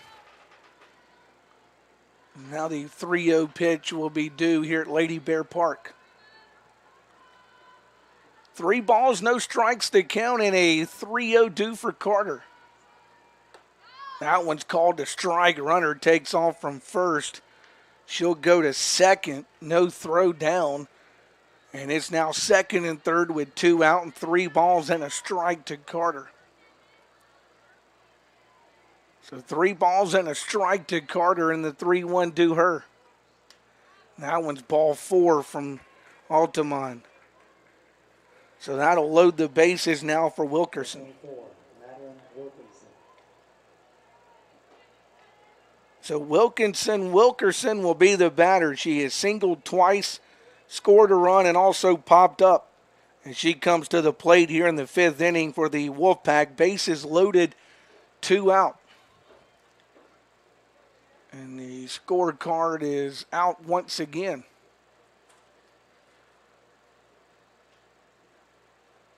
As we will get another runner on, number 17. That's Leah Beth Lucky, Now running at first. who will be running it first. Lee Beth Lucky. So Lucky will run it first. It's Ashley running at second. Miller is the runner at third for Co-Lin now. And Wilkerson will be at the plate here in this top of the 5th.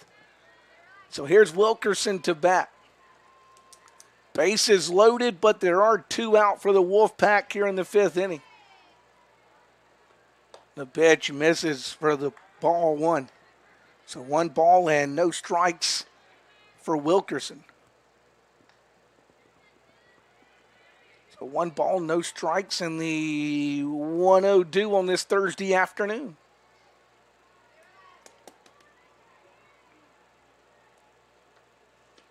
Now one will miss for ball 2. It's 2 balls and no strikes now to Wilkerson. So 2 balls and no strikes to count to Wilkerson, and the 2-0 pitch due her.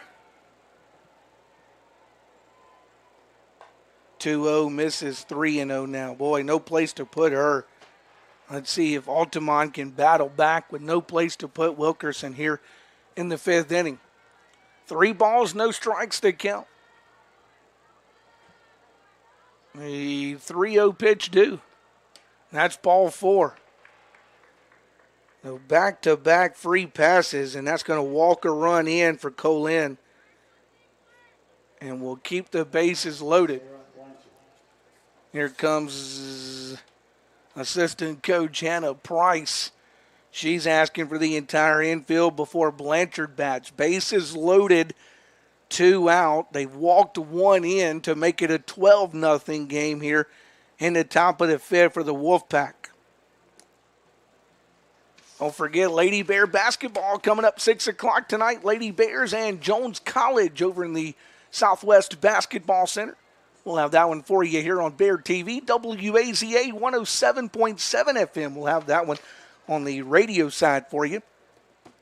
Next broadcast that will follow then will be Monday night when we're right back in the Southwest Basketball Center. Lady Bears softball, those 2 games with Kahoma scheduled for tomorrow. Those have been moved to a week from Sunday, so no more softball on the campus until next week.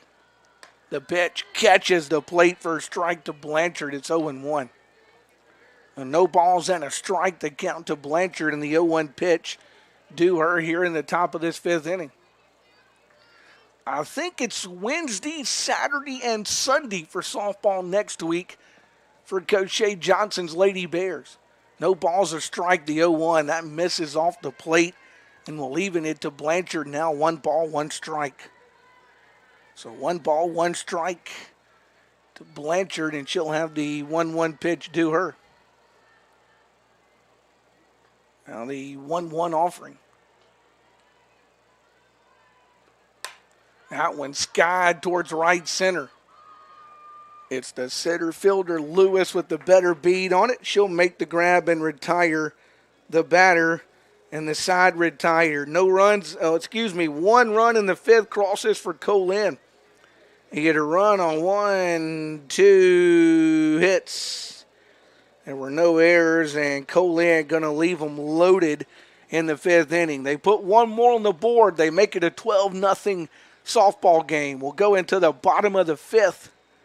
Lady Bears will be looking at the 9, 1, and 2 spots in their order. We'll see what Coach Shay Johnson does. It's Macy Miley, Jenna Brock, and Madison Moak who are scheduled in the bottom of the fifth for Southwest. Like we mentioned earlier, in case you missed it, throwing out the first pitch in Game 2, Riley Kate Smith, Miss Mississippi Elementary America, will be will be here to throw out the first pitch. Caught those changes. Johnson. Now pitching, number 15, Allie Albritton. It's number 15 for Co-Lin, who's now pitching. That's Allie Albritton. So Albritton will be the new pitcher. Blanchard will be done. Albritton will come on. The new catcher is number 22. That's Abigail. Abigail Carter stays on as the catcher. Where'd the other change go? I don't think they made another change. They just replaced, I think, Albritton for the pitcher spot. It's Macy Miley who will come in. Blanchard, by the way, 4 innings. Allows one Bear hit. Strikes out 1, 2, 3, 4 Bears. And walks 1, 2 in the game. Allows no runs. Allie Albritton on the pitch to Macy Miley. Swinging strike that time. And leaving it to Miley now at 1 ball and 1 strike here in the bottom of inning number 5. Bears need some runs to keep this one going. 1 ball, 1 strike to Miley in the 1-1 offering. And that one misses for a ball. And it will go to 2 balls and a strike to Macy Miley. So 2 balls, a strike to Miley, and she'll have the 2-1 pitch due her here in this 5th inning. The 2-1, skied that one straight up in the air. Think it gets out of the ballpark. It will, back our way, and the count 2-2. So they count 2 balls and 2 strikes to Miley. Bears trying to fight back into this one here in the bottom of the 5th. They're down 12-0. 11 runs in the 3rd inning for Co-Lin, 1 in the 5th. 2 balls, 2 strikes now to Miley, and the 2-2 pitch due her. That one misses for ball 3, and the count full now to Macy Miley at 3 balls and 2 strikes.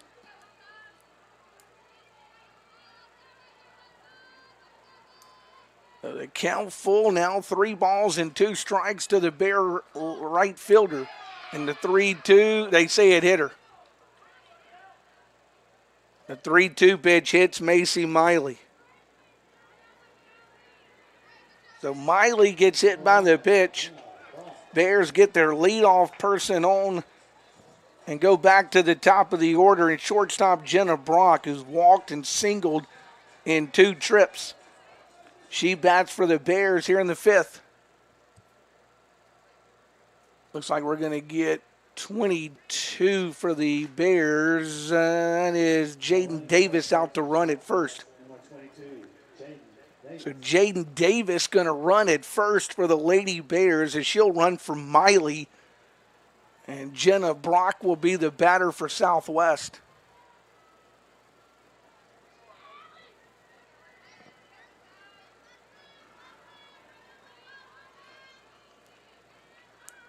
Brock will stand in. Again, the Bears just need some base runners. That one misses off the plate to Brock from Albritton, 1-0. The way we look at Albritton's numbers, and she has thrown only 2 innings on the year, so she's in for her 3rd inning of work on the season for Co-Lin. That one slapped foul off Brock's bat and evens the count now, 1 ball, 1 strike. So they count even to Jenna Brock, 1 ball, 1 strike, and she'll have the 1-1 pitch due her.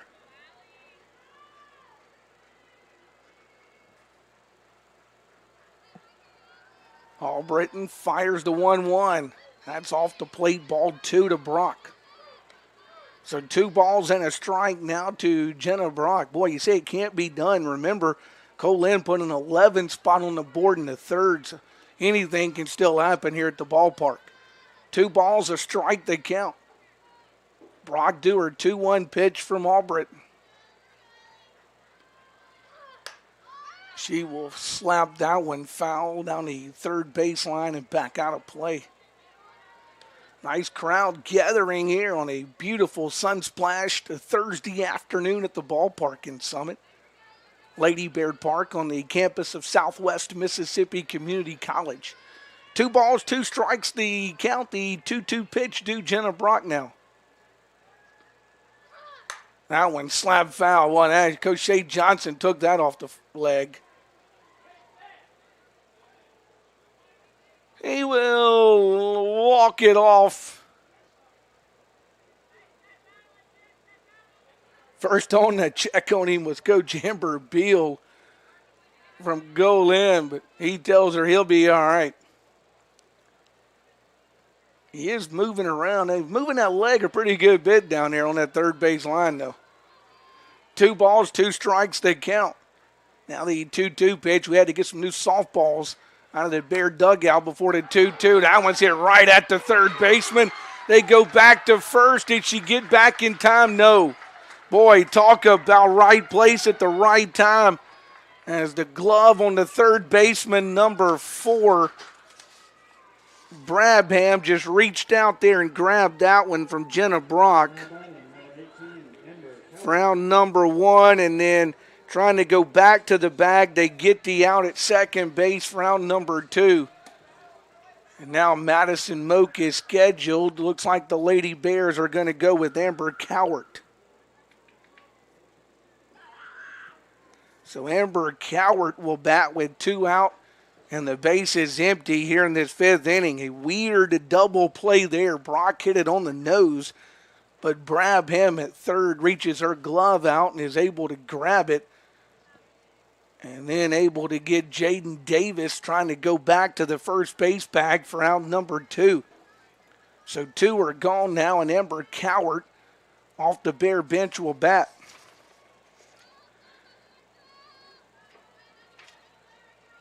So Cowart a chance to bat here in the 5th.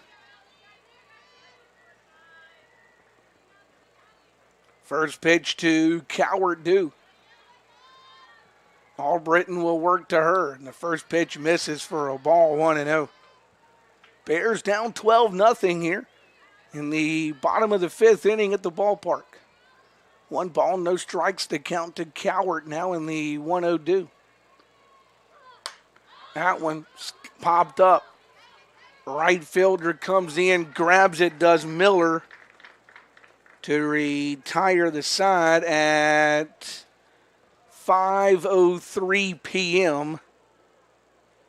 And that will do it in this one. In the 5th for the Bears, no runs, no hits, nobody left on the base pads after it was all said and done. You look at the scoring on this one first for Co-Lin. They get 12 runs on, let's see, 8, 9, 10, 11, 12, 13 hits. Co-Lin commits no errors, and they leave 3, 4, 5, 6 on for Southwest. The Bears get no runs on 1 hit. The Bears commit 2 errors and leave 3, 4, 5 on the base pads. It's Blanchard who gets the win. It's Latham who takes the loss. And you look at the numbers on Allie Albritton. She goes 1 inning, allows no hits, no runs, doesn't walk or strike anyone out. You look at Altamont for the Bears in relief. She pitched that 1 inning of work, gave up 1, 2 hits, allowed 1 run, and walked to 2, struck out none. So that puts the rubber stamp on this one for Co-Lin. 12 runs, 13 hits, no errors. They leave 6. For Southwest, no runs, a hit, 2 errors. They leave 5. Blanchard the win, Latham the loss. 3:16, we throw the first pitch. 5:03, we end it. So we played it in under 2 hours, just under 2 hours here at the ballpark this afternoon. Well, thanks for joining us for Southwest softball. We are going to, instead of staying around and talking with head coach Shay Johnson and bringing you the second game, we're going to end our broadcast because we're off to the Southwest Basketball Center. The Lady Bears of Southwest and Coach Brent Harris playing Jones College. That game scheduled for a 6 o'clock tip inside the Southwest Basketball Center. We'll have that game for you 6 o'clock tonight over inside the Basketball Center. By the way, we'll try to keep you updated throughout the game on the second softball game, which is scheduled. And if you want to come out and watch the second softball game, it should start here in about 30 minutes. Miss Riley Kate Smith, Miss Mississippi Elementary America, going to throw out the first pitch in that game. Thanks for joining us for Lady Bear Softball on Bear TV. Final score, final time. It's Co-Lin 12. The Bears nothing. Bears go to 8-3 on the year. They go to 0-1 in division play. Co-Lin, they will go now on their season to 6-1. They will go to 3-0 in division play for the Wolfpack. Thanks for joining us. We'll see you for basketball in less than an hour.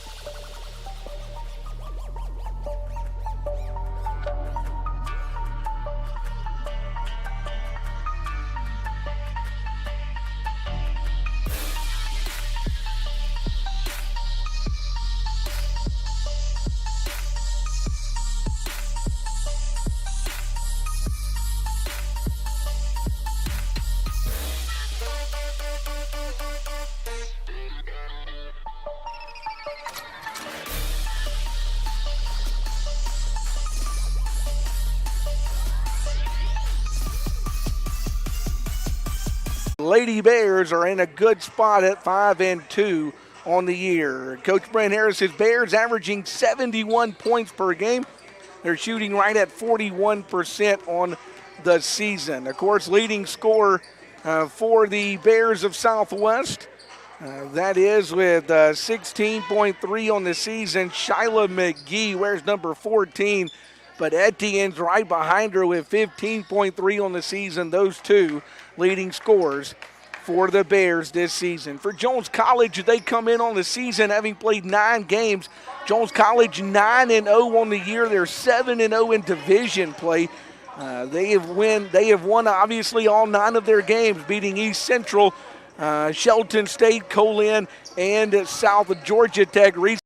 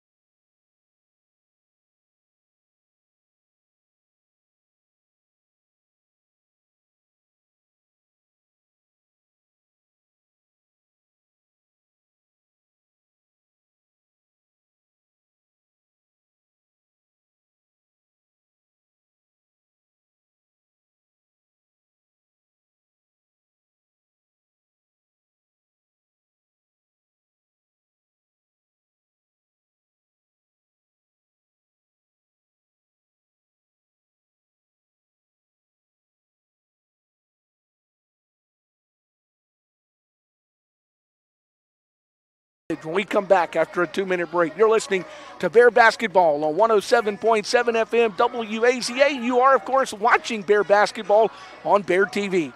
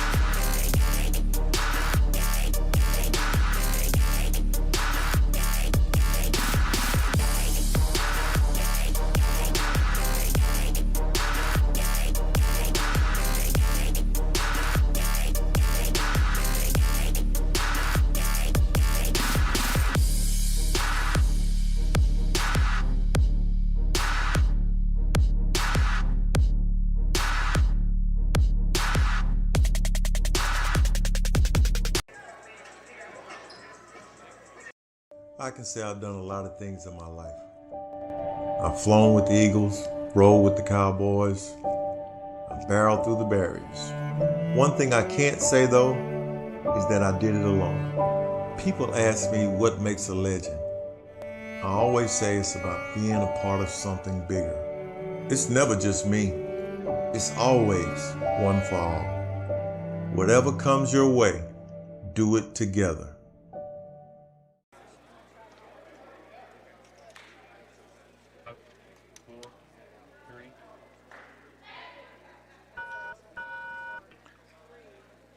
Well, back here inside the Southwest Basketball Center, we are getting ready for women's action.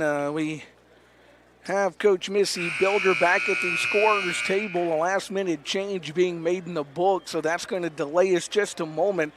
But that change going to get made, and we'll get the starting lineups out to you here inside the Southwest Basketball Center. First Bank Court on this Thursday. And it looks like well, let's just go to the starting lineups. Go to Michael Gunnell for those. At 4, the 6-foot sophomore from Dallas, Texas. Number 0, Kylie Miles. At guard, a 5'9" sophomore from Mobile, Alabama. Number 2, Daisha Bradford. At guard, a 5'9" freshman from Clinton. Number 3, Jacayla Johnson. At guard, a 5'6" sophomore from Hattiesburg. Number 4, LaKara Hughes. And at 4, the 6-foot sophomore from Ellisville. Number 32, India Holiday. The head coach for Jones is Missy Bilderback. She's assisted by Erin Cooper and Lauren Pittman.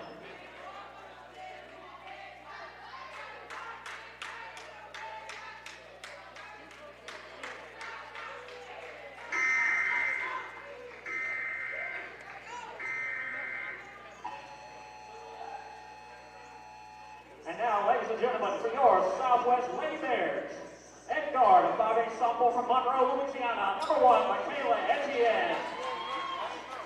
At guard, a 5'7" sophomore from Philadelphia, number 10, Taylor Penn. At guard, a 5'8" sophomore from Biloxi, number 14, Shyla McGee. At guard, a 5'7" sophomore from Carthage, number 23, Sydney Tangle. And at center, 6-foot sophomore from Taylorsville, number 32, Jerion Owens. The head coach of the Lady Bears in his 9th season is Brent Harris. He is assisted by Dr. Britta Stevens. Well, the starting lineups have gone out again. For Jones, it will be Miles, Bradford, Johnson, Hughes, and Mason on the floor. While for Southwest, it's Etienne, Ben, McGee, Tangle, and Owens on the floor. I understand that injury that Jade Miles sustained going to put her out possibly for the remainder of the season. That was where we were receiving right before we got ready to play basketball here this afternoon, so we'll try to check on that officially, but definitely not eligible tonight is Jade Miles. Her name has been marked off of the eligible to play list here this evening. We're ready to go. It's Jones College, the Bobcats and the Bears of Southwest in women's action here in the basketball center. The pitch is up in the air and is controlled by the Lady Bears. Bears control it. They'll give it to Etienne. Etienne will go to Ben. Ben, top of the key with that basketball. Ben gives it to Owens. Owens looking around. Back out to McGee up top. McGee will give it back to Etienne. Underway here in the first quarter. Now Tangle touches the basketball. Now McGee again. Bears down to 9 on the shot clock. Thought about the 2. Goes around her. Puts it up. Oh, it fell off the rim and wouldn't go home for Shyla McGee. Jones the rebound. Here come the Bobcats along 2. It won't go for them. Each team misses on their opening possession. Here come the Bears. Etienne, the long distance pass to Ben is good. And Taylor Ben gets the first basket of the game. Here comes Jones with Bradford. Bradford back across the timeline with it. Bradford guarded by Etienne. Bradford comes to the corner. Brings it back up top to Hughes. Hughes touches it to Johnson. Johnson the long 3. And she'll put that one in and good. Kayla Johnson with a 3 ball to make it a 3-2 game. Here comes Etienne down the floor for the Bears. Etienne picked up at half court. Got it off to Tangle. Tangle gives it to Ben up top. Ben goes back over to Owens. Now McGee touches it. Everybody touching it for the Bears. 8:36 and the clock running. Etienne goes underneath. Long 2. Put up good. Michaela Etienne puts that one good to make it a 4-3 game. Here comes Jones on the other end and a foul called against the Bears. Boy, McGee tried to plant the feet but gets the call. It's not her, it's McGee. It is McGee who tried to plant her feet but got the call against her, and Bradford will head to the free throw line. So Bradford to the free throw line for Jones. First one up, good. Bradford makes the first and ties this one at 4 apiece. Opening moments of the first quarter, tied at 4. Jones and Southwest here in women's action. Second free throw for Bradford. That one rolls off no good. Tangle the rebound. She'll give it to Etienne. Here come the Bears. 8:17 to play in the opening quarter. Etienne gives it to Tangle. Tangle to McGee. McGee with it down in that corner. Brings it out to Owens. Owens looking for some help. Here comes Etienne to help her out up top. KK with the basketball. Top of the key with it. Wants to shoot the 3 ball. Puts it up, won't go. Jones clears the rebound. Here come the Bobcats. Bradford will bring this one down. Bradford to Hughes. Hughes will give it back to Bradford. Now Jones up in the lane with it. Shot put up, won't go. And they will throw it out of bounds. Oh, they say last touched by the Bears. Looked like Jones may have got their fingertips on that, but it goes the way of Jones. They will inbound it with 17 on the shot clock. Jones gets it into Johnson. Johnson shoots the 3, puts it up, won't go. Bears clear the rebound. It's Jerrion Owens who clears it for Southwest. Bears will give it to Etienne. Here come the Bears on offense. Bears with Ben up top. Ben gives it to Tangle. Tangle back to Owens with the basketball to McGee. McGee to Etienne. Coach giving him the signal as Etienne goes towards the hoop, has her shot blocked out of bounds. 6 showing on the shot clock. Bears will inbound it underneath their own goal with 7:14 to play here in the opening period. Bears will inbound it underneath with to Etienne. Etienne will get it to Tangle. Tangle's long 2 put up, won't go. It's out of bounds and lost by the Bears to Jones.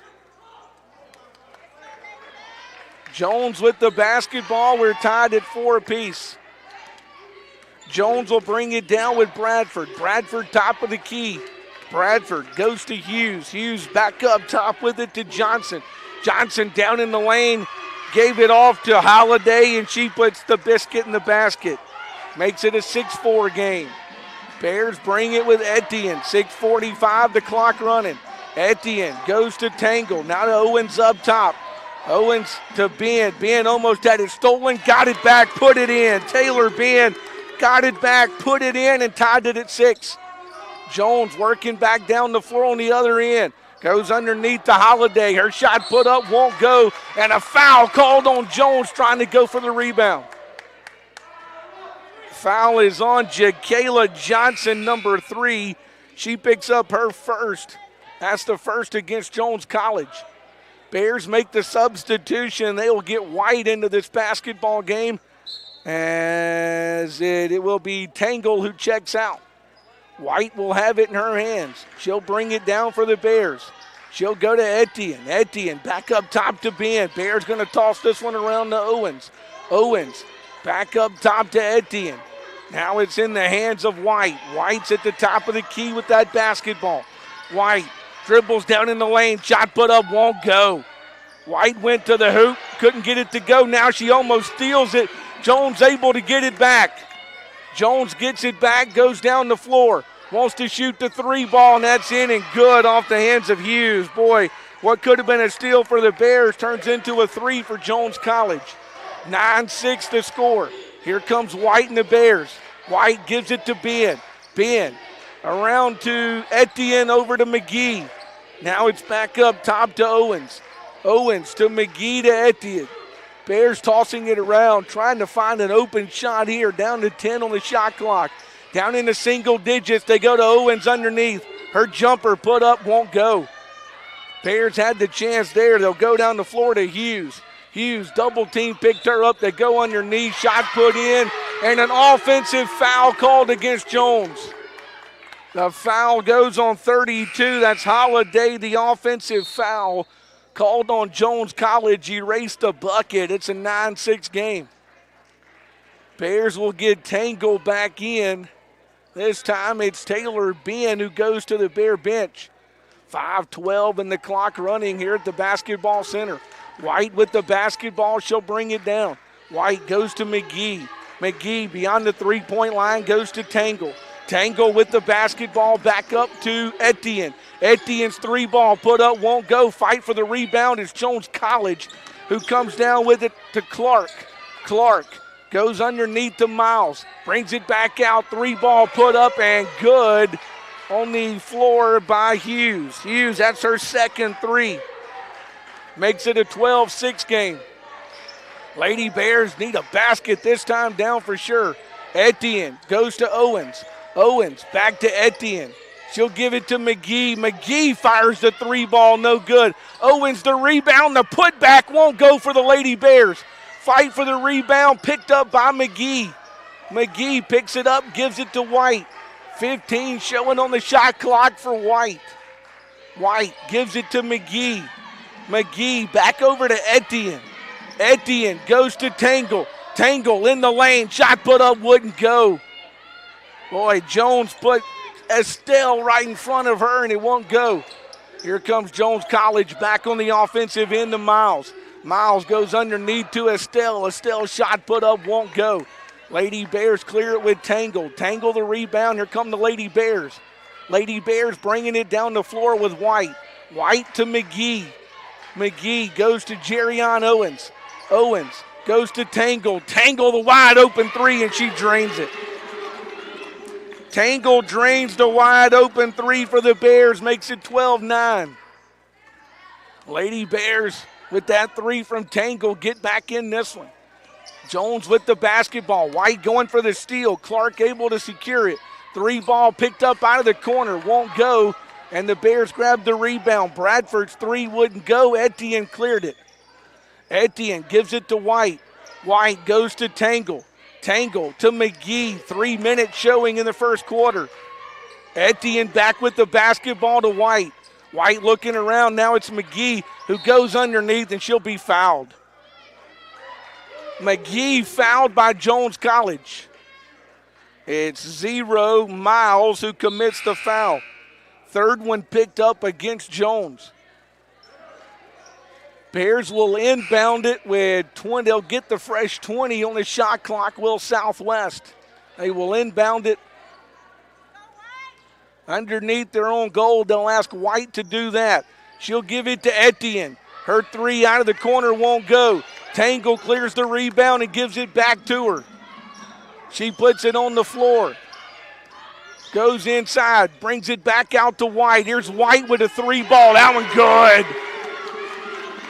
White's three good to make it a 12 basketball game. Jones back on the offensive end with Hughes. Hughes flips it around into the hands of Clark. Clark gives it back out to Hughes and a foul called. The foul on White. Bears pick up their second foul. White picks up her first. Bears will get Gallagher. Abigail Gallagher going to check into this basketball game for the Bears. Now they also want to check Jerrion Owens back in. She'll get in for McGee. Bears will make a couple of substitutions. Jones with the basketball in the hands of Johnson. Johnson top of the key with it. Goes underneath, shot put up, and that won't go off the hands of Estelle. Bears grab the rebound. Lady Bears a chance to grab the lead this time down. White with the basketball to Tangle. Tangle gives it to Etienne. Etienne throws it around. It ends back up in White's hands. She goes back up top with the basketball. White puts it on the floor. Shot clock to 10. She'll drain her three. Second three for White makes it a 15-12 game. Lady Bears by 3, 1:42 to play. Jones with the basketball. They go up top with it, throw it around into the hands of Gayden. Gayden, a Macomb product, lost it, but there Johnson able to pick it up. It's lost out of bounds. They'll say basketball stays with Jones. Ben gonna check in now.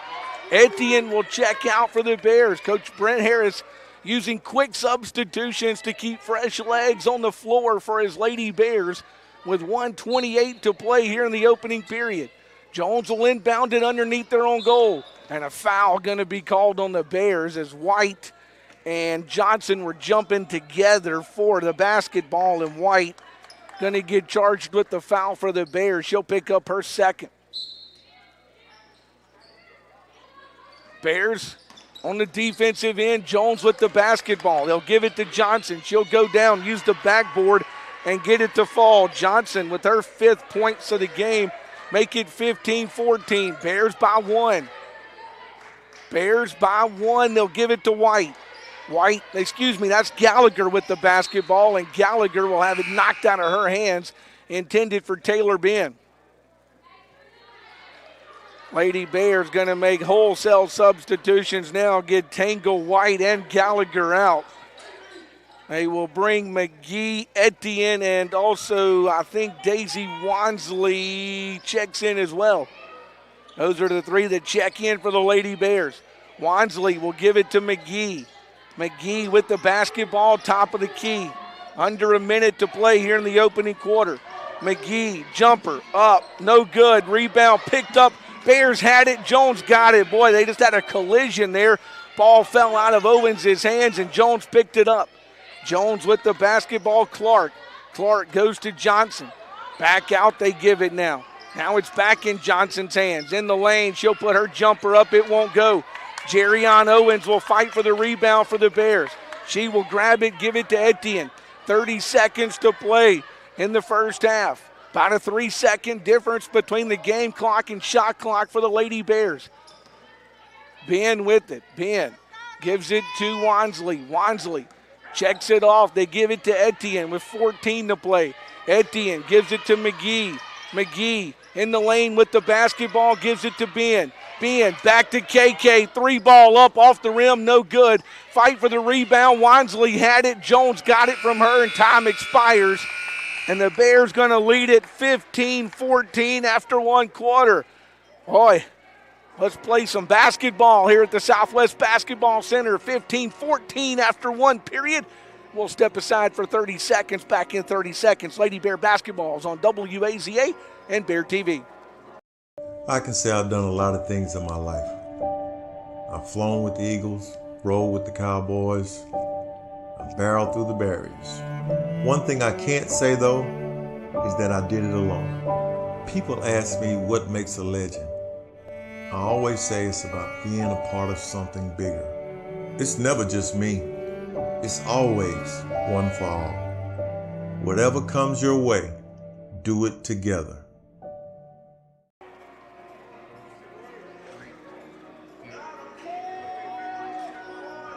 Well, we understand over at the Southwest softball field, Co-Lin leading Southwest 7-0, top of the second inning.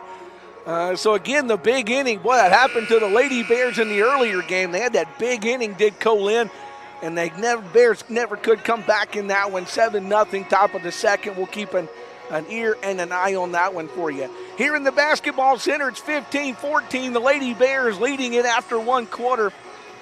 We go into the second quarter.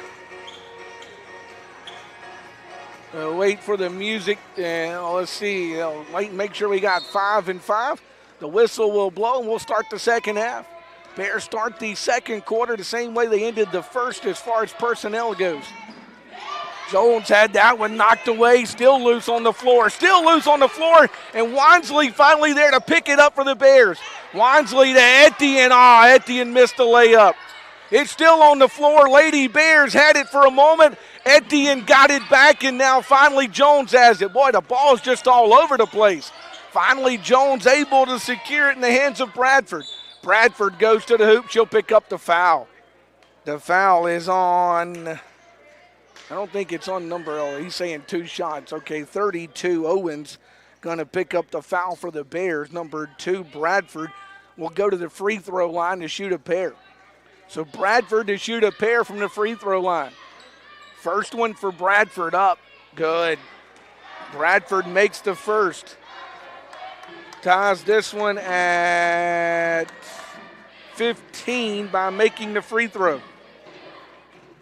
Second free throw coming. She makes that one too. So Bradford makes both free throws. Jones will take a 16-15 lead here in the opening moments of the second quarter. Etienne will give it to Wansley. Wansley goes to Ben. Ben to McGee.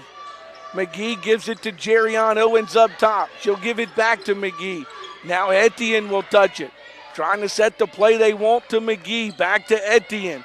Etienne looking top of the key with it. Down to 7 on that shot clock, and she lost it to Jones. Jones comes in with Bradford and takes it away. Bradford took that away from Etienne. Here comes Jones back on the offensive end. Into the hands of Bradford. Bradford lost it, got it back into the hands of Hughes. Hughes with 15 on the shot clock. Will hand it to Bradford. Bradford will set the play in front of her for Jones. They'll go to Miles underneath, and Miles won't get her shot, but they'll hand it back out to Johnson. She'll put a 3 up. It won't go. Lady Bears have the basketball. Lady Bears get the basketball on the rebound to Ben. Here comes Ben down the floor for the Bears. Ben will give it to Etienne. Etienne to McGee, over to Owens. Lady Bears back to Etienne down in the corner with it. 18-12 to play here in the second quarter. Lady Bears with the basketball to McGee. McGee tried to reverse course and lost it. Here comes Jones, and now Wansley going to take it away from Jones. Nice job, Daisy Wansley, to run length of the floor with her and take it back. Lady Bears with Etienne. Back to Wansley. Bears with McGee, top of the key to Ben. Bears, go to Wansley, and it's a little too high. The throw from Ben to Wansley a little high there, and it's off Wansley's fingertips out of bounds. And now Jones wants a 30-second timeout. So Jones going to take a 30-second timeout, 16-15 the score here inside the Southwest Basketball Center. Of course, women in action here, men in action over at Jones College. Coach Brian Bender's men, of course, beat Jones College on a buzzer beater here at the Basketball Center in the first half of the year. Right now, 17-16, Jones leading Southwest. 6:56 to play in the first period. So with 6:51 to play in the first half, Jones is 17, Southwest 16. Here, it's Jones is 16, Bears 15. So we got similar scores with about the same amount of time left in first half play. We come out of the timeout for Jones College. First timeout used this afternoon, and Coach Missy Bilderback uses it. Jones will bring it to the floor with Bradford. Bradford will give it to Hughes. Hughes back over to Bradford. She'll fire a three. That one no good. McGee grabs the rebound. She'll give it to Etienne. Etienne tasked with bringing it down to Tangle. Tangle will bring it across the timeline for Southwest to McGee. McGee with the basketball. Boy, McGee wants to get rid of it. Now she has to put it on the floor before Tangle comes and helps her out to Wansley. Now he goes to Etienne underneath.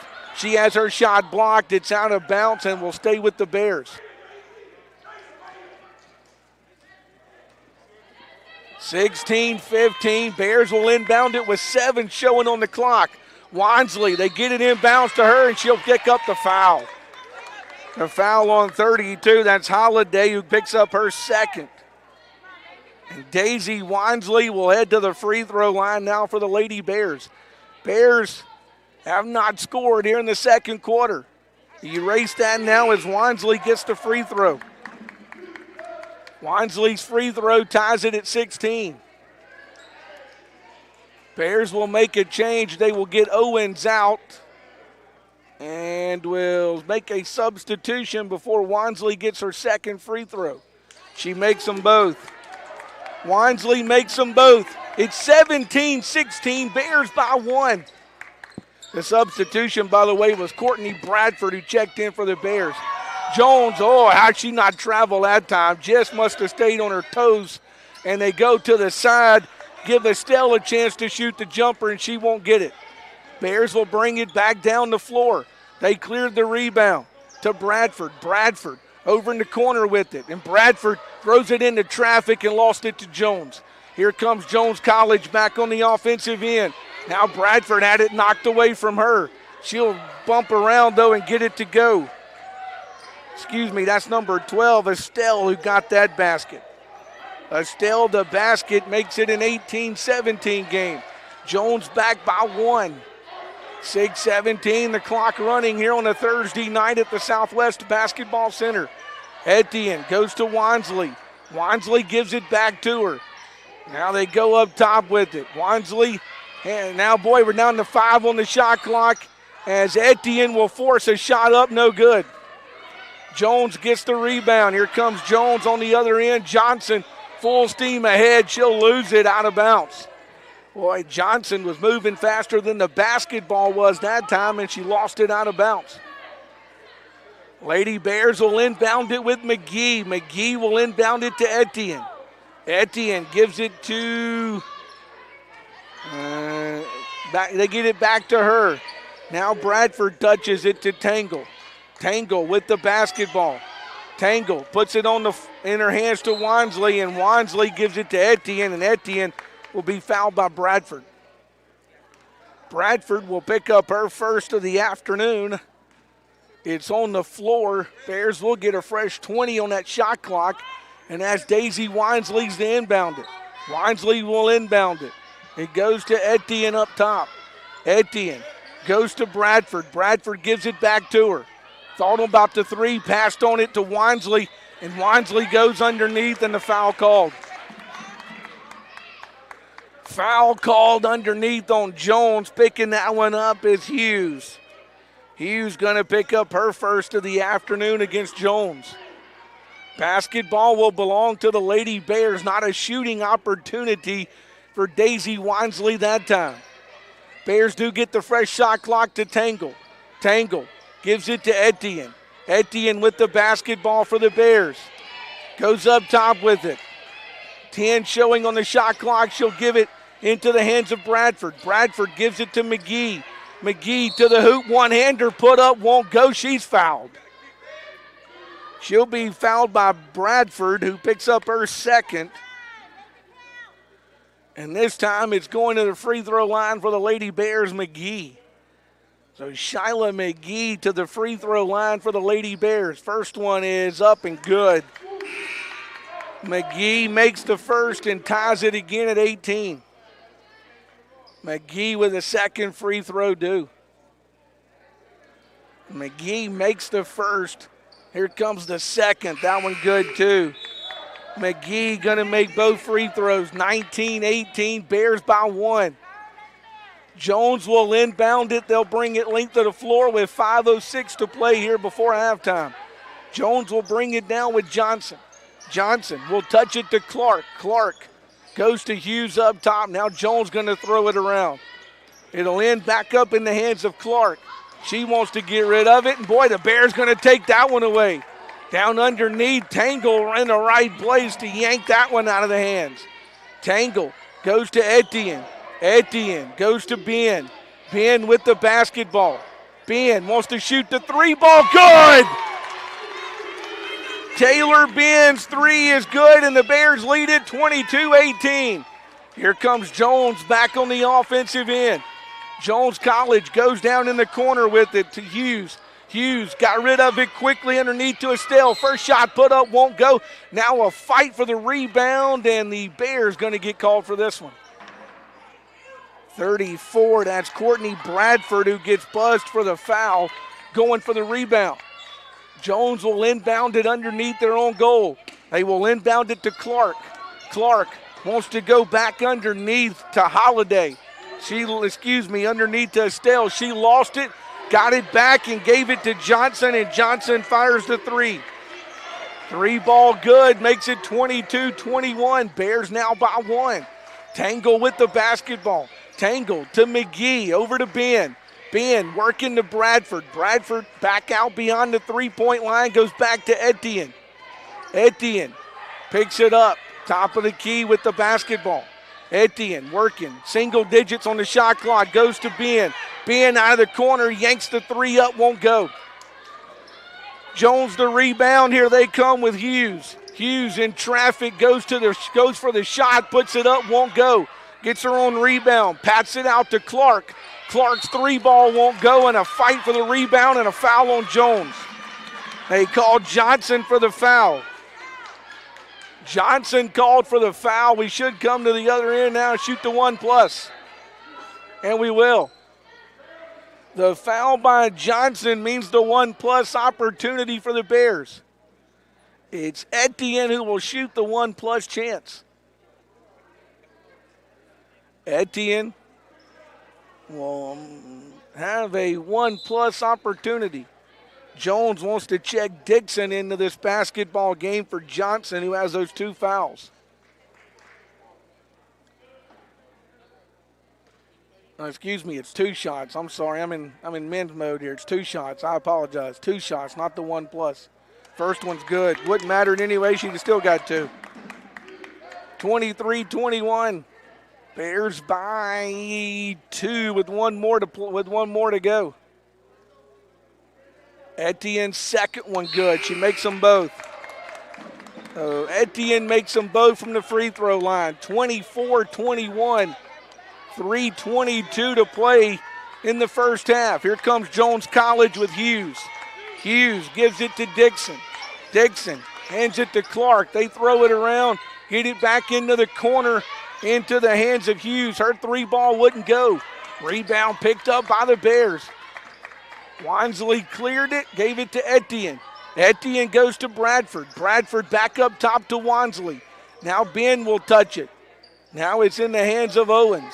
Owens with the basketball to Etienne.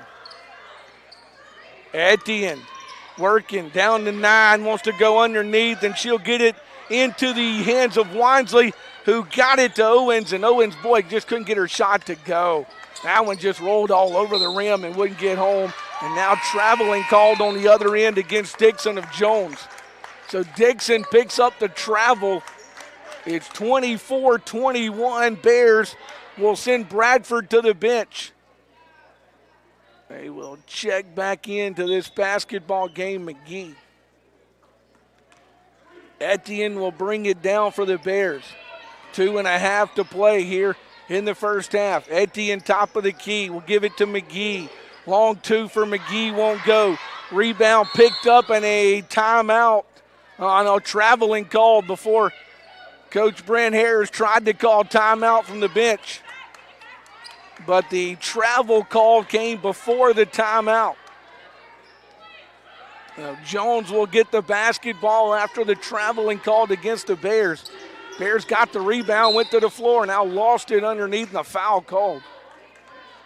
Etienne gets charged with that one. 24-21, Bears by 3. Jones will inbound it underneath their own goal with Hughes. Hughes will get it out to Clark. Clark hands it back to Hughes. It's in her hands out beyond the three-point line. She goes to the corner to Dixon. Dixon wants to get rid of it, and there to pick it off is Sydney Tangle. Tangle gonna pick it off. She'll give it to Etienne. Etienne triple teamed it down in the lane and says she traveled with it. Etienne facing the triple team, traveled with the basketball. Jones goes down the floor to Dixon. Dixon puts a shot up, won't go. Fight for the rebound. Wansley grabs that for the Bears. Wansley grabs it, gives it to Etienne. 1.5 to play here in the second quarter. She'll give it to McGee. McGee will feed it to Owens. Owens puts it on the floor to Wansley. Wansley in the lane with it. Jukes, Giles puts her shot up. The one-hander won't go for the Bears. Wansley's one-hander wouldn't go for Southwest. Here comes Jones in a hurry with Clark. Clark back beyond the three-point line with it. Beats it back out. Long two put up in the hands of Holiday, won't go, and a fight for the rebound. It's on the floor, still on the floor. And finally it's the Bears and Sydney Tangle who come out with it. Tangle comes out with it, 54 seconds to play. Etienne with the basketball to Wansley. Wansley gives it to Owens. Owens to Tangle. Tangle back to Etienne. 3-ball put up, won't go. Etienne all by herself, couldn't get the 3 to fall. Now it's in Clark's hands. Clark and Wansley in a one-on-one battle, and Wansley will foul Clark. Wansley will foul Clark. The one-on-one situation there. Ben will check in for Etienne with 35.5 to play, as Jones will send Jordan Clark to the free throw line. Bears led at 15-14 after 1. Clark at the line, first one up, no good. Clark with a second free throw due. Here comes the second free throw for Clark. That one up, and that one no good. She missed them both. Bears clear the rebound with McGee. She'll give it to Tangle. Here comes Sydney and the Bears down the floor. Taylor Ben up top to McGee. McGee with the basketball for Southwest. 20 seconds to play to Wansley. Wansley gives it to Tangle. Tangle with the basketball for Southwest. Goes into the lane, and she'll be fouled. Boy, Tangle said, come get me, and a foul called.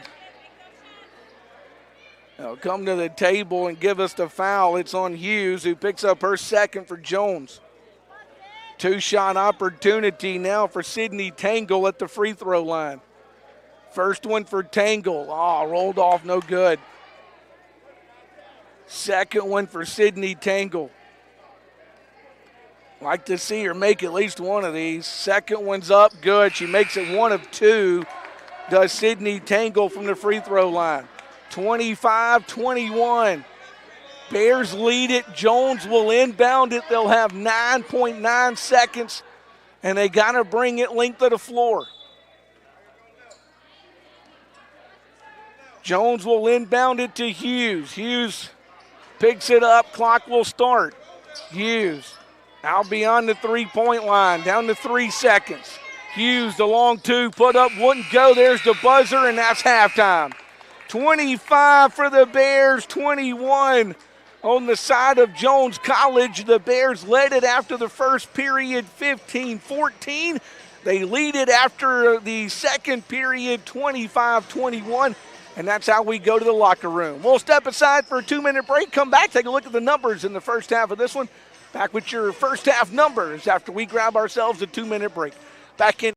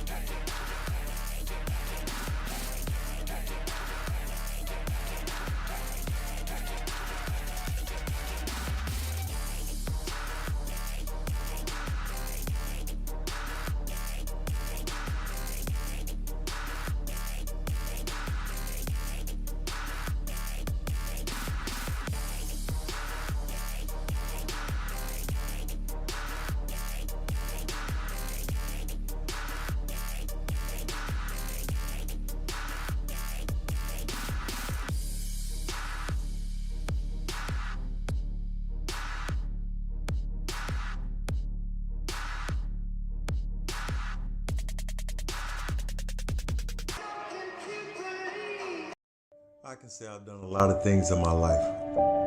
I've flown with the Eagles, rode with the Cowboys, I've barreled through the berries. One thing I can't say though is that I did it alone. People ask me what makes a legend. I always say it's about being a part of something bigger. It's never just me. It's always one for all. Whatever comes your way, do it together.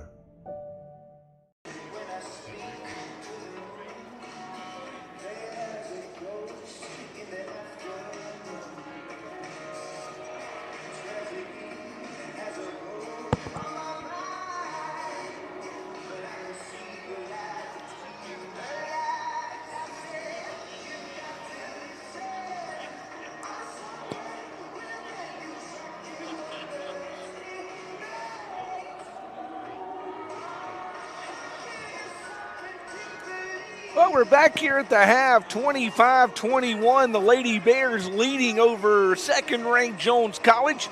By the way, in men's action, the Coach Brian Bender's Bears lead that game 25-21 at the half. And over at Lady Bear Park, they go to the bottom of the second. It's 7-0 Co-Lin there. So that's all got your Bears scoreboard. Let's look at the numbers. In the first half of this one, the leading scorer for the Lady Bears with a 7 in the first half was Taylor Ben. No Bear in double figures, with Ben having 7, White with 6. Couple of Bears with 4, Etienne and Tangle. And then 2 Bears with 2 each. Daisy Wisely and McGee both got both their points off the Bear free throw line. So that's the scoring for the Bears. 25 total for the Bears. They go 7 of 19 shooting it. That's 36.8% in the first half. They were 3 of 11 shooting the 2. They were 4 of 8 shooting the 3 balls. And the Bears made 7 of 8 from the free throw line. You look at Jones. Oh, by the way, Bear fouls. 2 for White, 1 for Etienne, 1 for McGee, 1 for Wansley, 1 for Owens, and 1 for Bradford. It's only 1 Bear with 2 fouls, and that's White with those 2 fouls in the first half. You look at Jones, leading scorer for the Bobcats with 8 first half points was Johnson. Johnson with 8, Hughes with 6. And then there's 3 for Bradford and 2 apiece for Estelle and Holiday. You look at Jones and their 21 points. They go 7 of 23 shooting the basketball, right at 30%. You look inside their numbers, 3 of 17 shooting the 2. They were 4 of 6 shooting the 3. And Jones was 3 of 6 from the free throw line in the first half. You look at Jones' fouls, Bradford, Johnson, Hughes, and Holiday all playing with multiple fouls, each of them playing with 2 fouls in this basketball game, and Miles with 1 foul. That's a look at the foul situation for Jones. It was 15-14 after 1 quarter. Bears outscored them by 1. The Bears win the second quarter 10-7 to take us to our 25-21 score here at the half. We had 9 lead changes. The game was tied 6 times. The largest lead for Jones was 6. The largest lead for the Bears, 4. The longest scoring streak for Jones was at 6. The longest scoring streak for the Bears was at 9 here in this first period. Again, the Bear men, they lead 25-21 over in Ellisville. And the exact same score here, 25-21, the Lady Bears lead it. What are the odds in that? Both teams having the exact same halftime score, but that's what they have right now, with 25-21 the Bear men leading and 25-21 the Bear women leading here at the Southwest Basketball Center. We'll come back, talk about what's coming up in Southwest Bear Athletics. We'll do that after we pause again for a 2-minute break. Back after a 2-minute break, you're listening to Lady Bear Basketball on WAZA 107.7 FM. You are, of course, watching Bear Basketball on Bear TV. We'll come back after a 2-minute break. Now is your time to be a part of an amazing class of students. There's so much going on here at Southwest, you won't want to miss out. We have scholarships available for music ensembles, cheer, and athletic teams. You can be a part of our active and vibrant campus life, where students are determined to meet their goals. With our new and remodeled residence halls, you have the convenience of staying on campus or commuting. You can even take classes online. At Southwest, you can get an authentic college experience at a fraction of the cost of a four-year university. You belong here.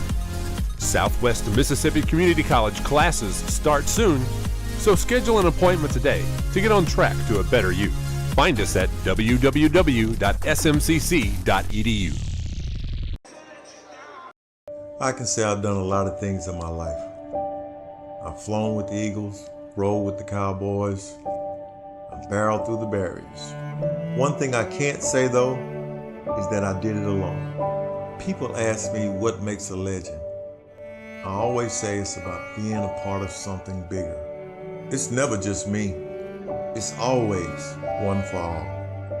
Whatever comes your way, do it together. Hey, the men and women both have the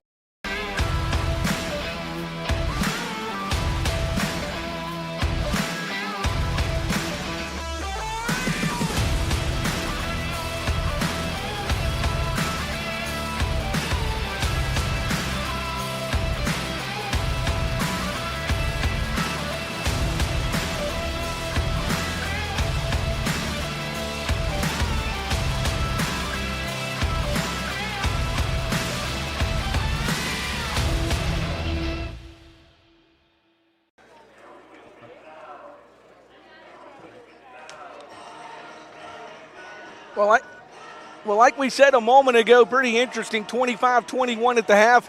Women and men have the exact same score at the half. Let's hope both of them have winning margins at the end of this game as well.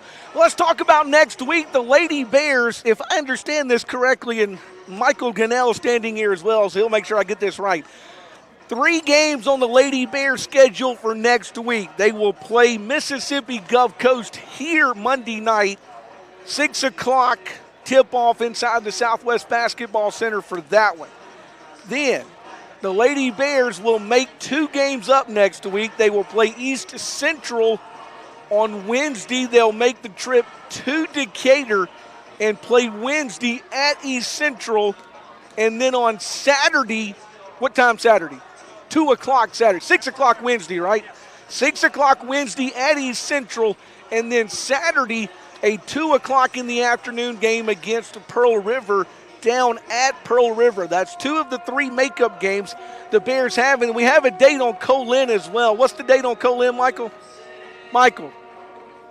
Well, he's looking at his game changer right now to get the softball score.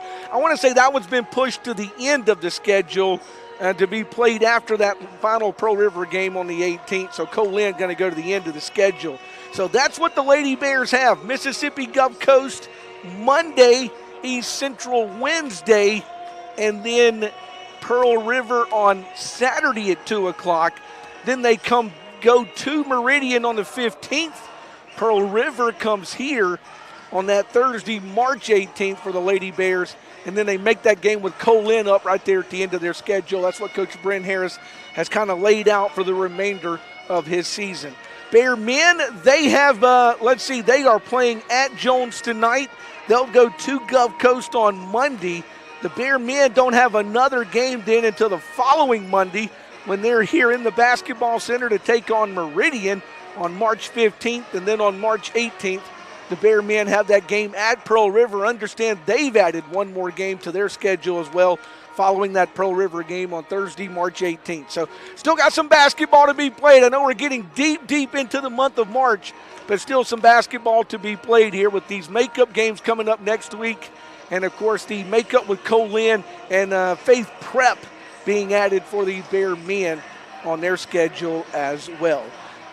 Of course, it is spring break, so the campus kids are off the campus next week, but that doesn't mean sports is going to stop. A lot of sports definitely going to be played next week here on the Southwest campus and, of course, off campus for the Southwest Bears as they travel around to some visiting sites. One more thing we wanted to mention. Don't forget, next week we'll have a special spring break edition of Inside Southwest Athletics. Join us next Tuesday night at 6 o'clock on the social media platforms of Southwest Mississippi Community College, and of course also on Bear TV for Inside Bear Athletics. I think I got it all covered. It's a busy, busy time in Bear Athletics. We knew the spring semester was going to be busy, and it most definitely is. Let's step aside for a 2-minute break. When we come back, second half action ready to get started. Back in 2 minutes, Bear basketball on WAZA and Bear TV. We'll return in 2 minutes.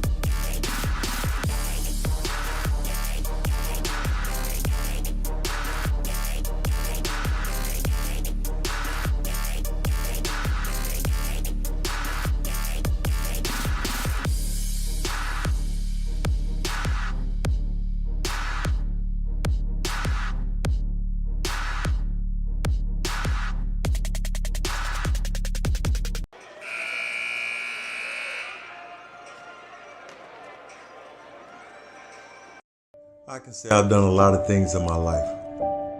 I've flown with the Eagles, rode with the Cowboys, I've barreled through the barriers. One thing I can't say though is that I did it alone. People ask me what makes a legend. I always say it's about being a part of something bigger. It's never just me. It's always one for all. Whatever comes your way, do it together.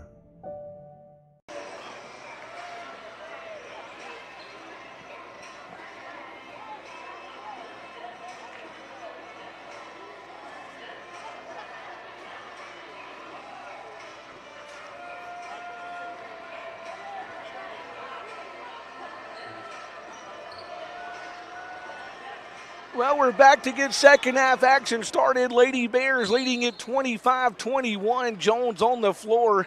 Coach Brent Harris breaking his huddle right now. The Bears will get back on the floor. Up 3 points, 25-21 on Jones. Let's play the second half of this one. McGee will inbound it to Etienne. The basketball belongs to the Bears. Bears will give it to Ben. Ben with the basketball to Tangle. Tangle's three ball, good. Tangle from downtown with the three ball for the Bears. 28-21, the Bears lead it. 9:45 clock running here in the third quarter. There's been a lot of close games on the men's side on this floor. Let's see if the women can rub some of that magic off. Underneath 32, battling 32, and it's Holiday who gets the basket for Jones. Holiday and Owens were battling, and Holiday wins the battle, gets the basket. Tangle gets it underneath to McGee, down to Ben. Jones brought the full court pressure. Bears able to pass their way out of that to McGee. McGee will give it to Ben. Ben up top goes to Tangle. Tangle's three ball out of the corner. Lets it fly, won't go. Here comes Jones back on the other end. Jones lost it. Bears got it. Picked it up off the floor, gave it to Etienne. Here's Etienne with the basketball for Southwest. 8:52 to play, third period. She'll go to Tangle. Tangle goes to Ben up top with it. Ben to McGee. McGee hands it to Owens. Owens back to Etienne. Down to 10 on the shot clock. Bears got to start to play here. Owens has it. Owens gets it to McGee. McGee with 4 on the shot clock, drains the three. Nice job by McGee to drain the three for the Bears. makes it a 31-23 game. 8:20 to play. Jones on the other end, block shot. That time it's Jerrion Owens who wins the battle of the 32s. Jones will inbound it underneath their own goal with 8:17 to play third period. It's in the hands of Miles. She'll fire the three up, no good. Taylor Benn the rebound to Tangle. Here comes Tangle, one-on-one, flips around her, puts it in and good.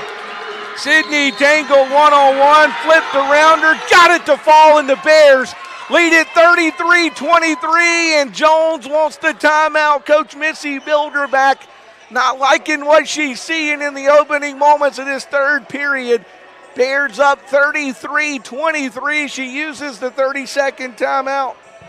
We'll check on the Bear men. Bear men are down 33-27. About 5 minutes gone in the second half there. We show 8:04 to play here in the third quarter. Lady Bears leading at 33-23 here at the Southwest Basketball Center First Bank Court. Now some of these students that finally made their way into the basketball center, who came in about midway through the first half, they are into this basketball game over in the student section across the way. Jones will inbound it. They will have to bring it length of the floor with 8:04 to play. Jones will put it in the hands of Bradford. Bradford will bring it length of the floor. 7:58 and the clock running. Bradford goes to Hughes. Hughes will give it back to Bradford. Now she will get rid of it. And it's handed off to Hughes. Hughes hands it back to Bradford. Down to 9 on the shot clock for Jones. Down to 6. Jones with Bradford. Goes to the hoop and charging called on Jones. It's called on Bradford, who picks up her third foul. So Bradford called with charging. Jones will get her out of the game. Jordan Clark will check in for Bradford in those 3 fouls. Bears will inbound it to Etienne. Etienne will bring it length of the floor for Southwest. She'll give it to Tangle. Tangle will give it back to her. Back to Tangle it goes. Tangle back to Etienne. Etienne, one-on-one, and we got a foul called on Jordan Clark. So Jordan Clark gets buzzed for the foul for Jones, and that's 2 against Jones here in the third period. Tangle will inbound it here in front of us. She'll give it to McGee. McGee will give it to Etienne. Back to McGee, now over to Taylor Benn it goes. Benn goes to Tangle with it. Tangle goes to Etienne. Etienne's jumper put up. Wouldn't roll in, but the Bears get the rebound, the putback, and Shyla McGee got that one to go home. McGee got the rebound and the putback for the Lady Bears. 6:53 to play. Third period in the hands of Hughes. Hughes gets it over to Johnson. Johnson flips it to Holiday, and Holiday goes to the hoop. Shot put up, won't go. Here come the Bears on the other end. Etienne with the basketball for the Bears. To McGee, over to Taylor Benn. Bears go back to Tangle, over to Etienne. Etienne goes underneath to McGee, who feeds it to Owens. Owens underneath, boy, had her hands on it and just couldn't get it to go. Owens had her hands on it right underneath the goal there and just couldn't get the basket to fall. It will belong to Jones. They will inbound it. 6:23. Bears lead it 35-23 on Jones. Jones with only 1 basket here in this third quarter to this point. Jones with Clark. They want to shoot a long 3 and off the hands of Hughes. Won't go. Jones gets the rebound. They put it in the hands of Johnson. Johnson goes over to Hughes. Hughes goes underneath to Johnson again. Now they bring it back out. Now she wants to shoot the 3 ball herself. That's up, no good. Rebound fought for, and the Bears have it. Hughes wanted to shoot the 3 herself that time, couldn't get it to go. Here comes Etienne down the floor for the Bears. Etienne feeds it to McGee. Over to Ben. Bears with 18 on the shot clock. Goes to Tangle up top with it. Tangle working up top for the Bears. Over to McGee. McGee clears the lane, goes to the hoop, puts it in. Shyla McGee puts it in for the Bears. 37-23, the Bears lead it. 5:19 to play. Basketball with Jones up top. Jones with Johnson. Johnson feeds it to Hughes. Hughes from way downtown with a three, and that'll break the Bears streak. The Bears streak broke with the long three there. They'll go to Taylor Ben. Jump shot for Ben. Put up, won't go. Tangle clears the rebound for Southwest to McGee. McGee down in the lane, and a foul going to be called against Jones. I think it's on Holiday, it is. 32, Holiday picks up her third foul. Third foul picked up against Holiday. 4:51 to play third period. 37-26, number 2, Jones and the Bears of Southwest, and the Lady Bears have the basketball. Tangle underneath, shoots around the double team. Shot put up, won't go. Here comes Jones back quickly on the other end. Lost it, got it back, did Clark. Clark, the three ball up, good. Clark, the three ball up and good. Makes it a 37-29 game. Bears with the basketball with White. White over to Tangle. Tangle back up top. McGee now Ben. Now White again with the basketball. Bears using as much of that shot clock as they can to set their play. And now McGee going to have it taken away. McGee had it taken away. Here comes Johnson on the other end. And she'll put that one in and good. And now timeout taken by Coach Brent Harris. He'll take a 30-second break. We'll take a 30-second break. We'll come back in 30 seconds. Bear basketball on WAZA and Bear TV.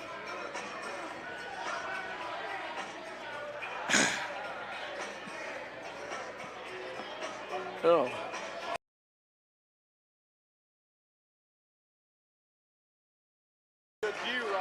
Yeah, it's a nice place to watch a game. I can say I've done a lot of things in my life. I've flown with the Eagles, rode with the Cowboys, I've barreled through the berries. One thing I can't say though is that I did it alone. People ask me what makes a legend. I always say it's about being a part of something bigger. It's never just me.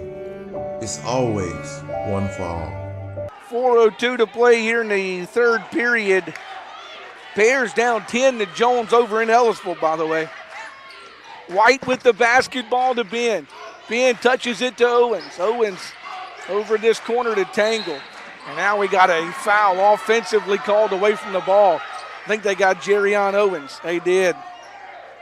They got Jerrion Owens. That's the first foul against the Bears. Owens going to check out. Courtney Bradford will check back in for the Lady Bears. Bears lead's been cut to 6. Jones with the basketball. Jones, after only having one bucket, has come back, scored that last 8. Bears on the defensive end. They'll go underneath to Estelle, and Estelle going to lose it out of bounds, and the Bears going to pick this one up. Bears will pick it up out of bounds and have it. Jones electing not to bring the press right now with 3:36 to play here in the third quarter. White with the basketball. She'll bring it to Ben. Ben out to McGee. McGee to Tangle. Tangle overran her coverage. Had to throw the backhander up. It wouldn't go. Now quickly back down is Johnson. She'll lay the one-hander in and good. Jakayla Johnson, the one-hander, gets it to fall. 37-33. Back into this one comes Jones College. White with the basketball, 3 minutes to play. She'll feed it to Ben. Ben will feed it to McGee up top for the Bears, over to Bradford. Bradford the basketball, now Tangle up top. Tangle will give it to White. 2:53 in the clock running here, third quarter. White down in the jump shot range, and she'll put her jumper up. It won't go. Boy, the Bears couldn't get out of their way that time, and Jones clears the rebound. Here comes Jones back with Johnson. Johnson goes underneath, puts a shot up, won't go. Bears get the rebound. Here comes Southwest back down the floor with White.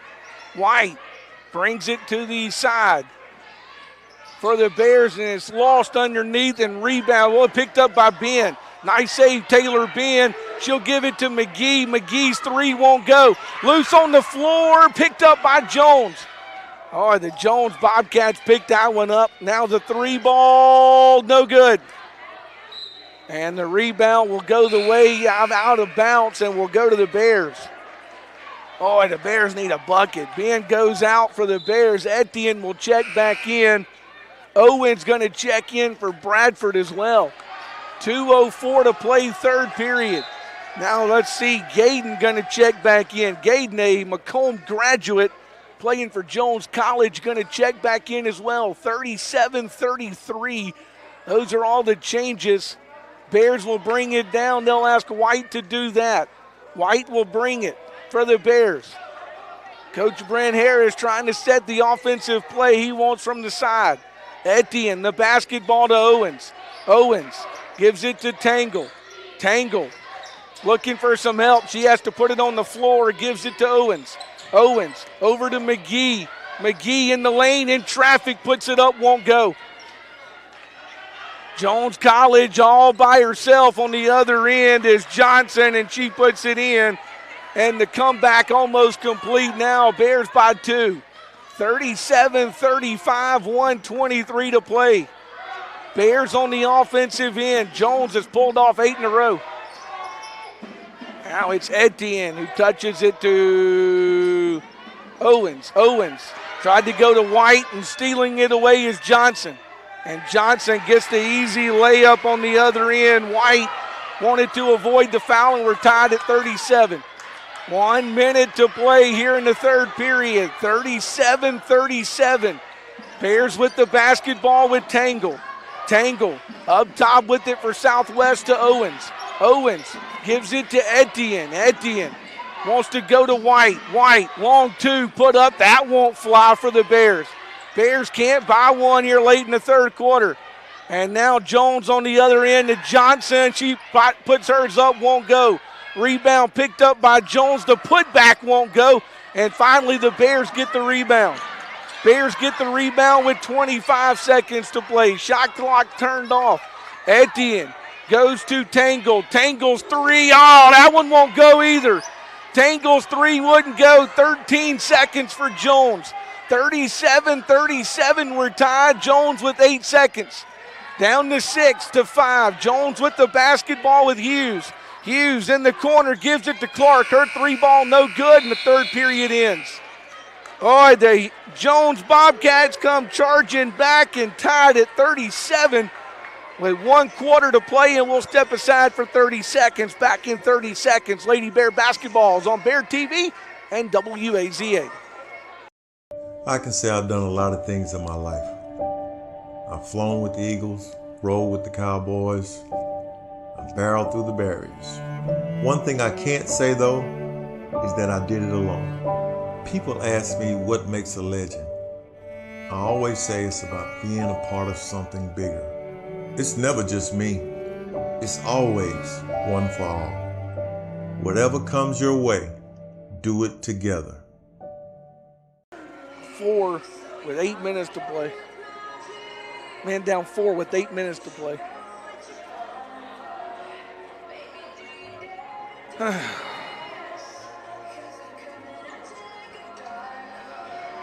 Well, we go to the fourth and final period. 10 minutes left to play in this one. 15-14 after the first quarter. 25-21 Bears at the half. Is 37-37 all tied up after 3 as we head into the fourth and final period here at the Southwest Basketball Center First Bank Court. The possession arrow the way of Jones College, so they will get the basketball to start this fourth period. They will inbound it to Clark. And we've got time called. I don't think the shot clock didn't start, so they will stop it and put 28 on the shot clock and let Jones inbound it again.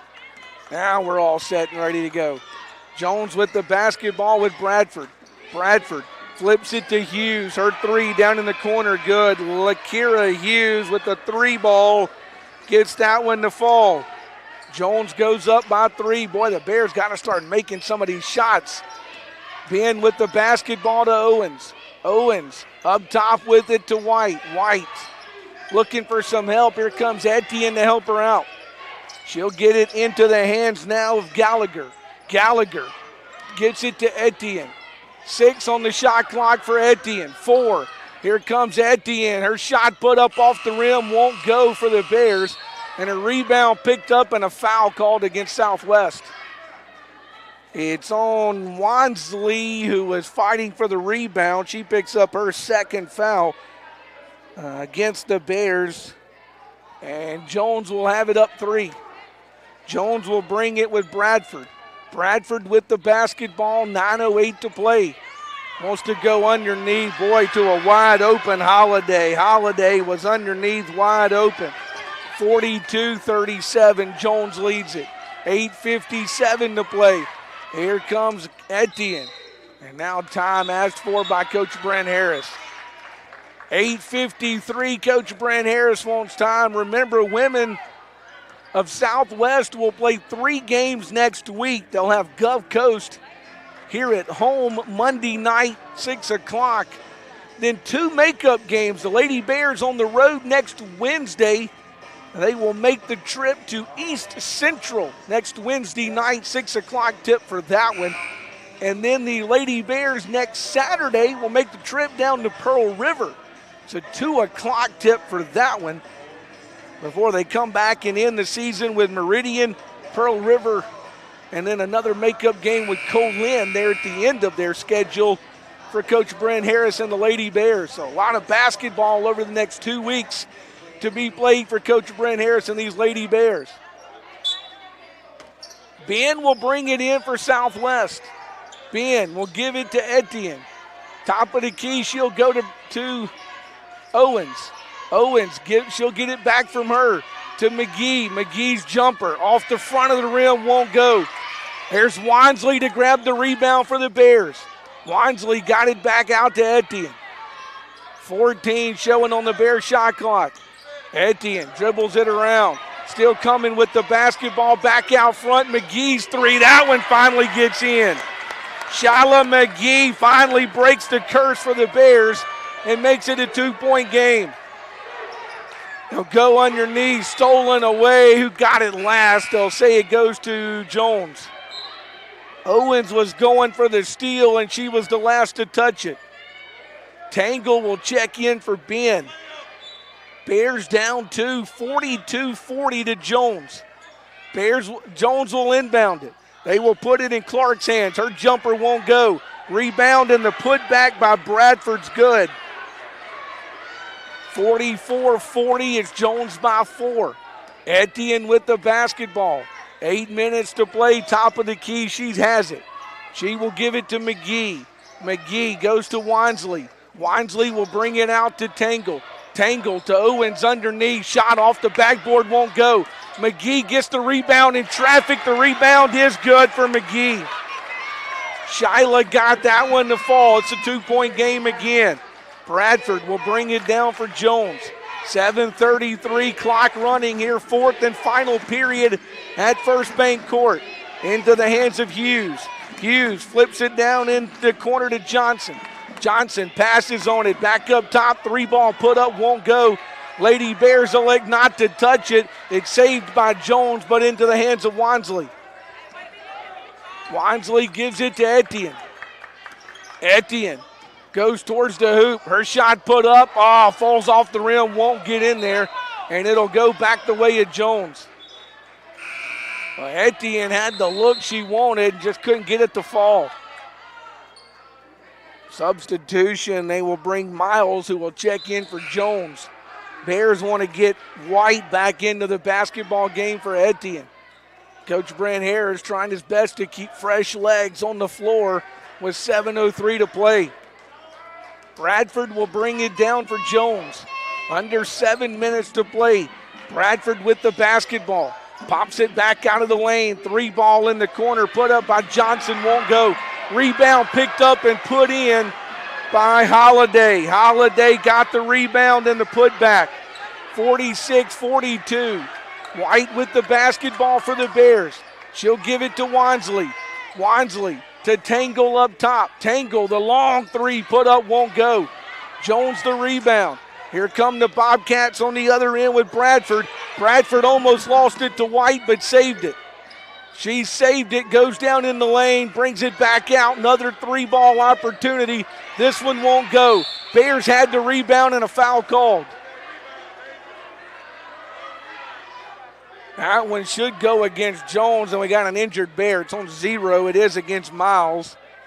Let's see if White's okay. She hit the floor pretty hard, fighting for that rebound. Here comes Morgan Arrington, assistant athletic trainer for the Bears. She's going to take White back to the bench. White got up under her own power, but will go back towards the trainer's table to be checked out. Etienne going to check back in. Ben going to check in as well. White and Wansley going to check out for the Bears. 46-42. Etienne with the basketball for Southwest. Etienne will bring it down to McGee. McGee will give it to Ben. Ben with the basketball to Tangle in the corner. Three-ball put up, won't go, foul called.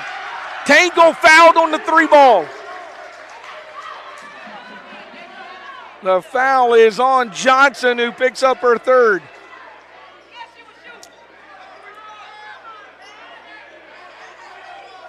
They say it happened before the shot, though, or because it didn't touch anything. It's not a shot either way.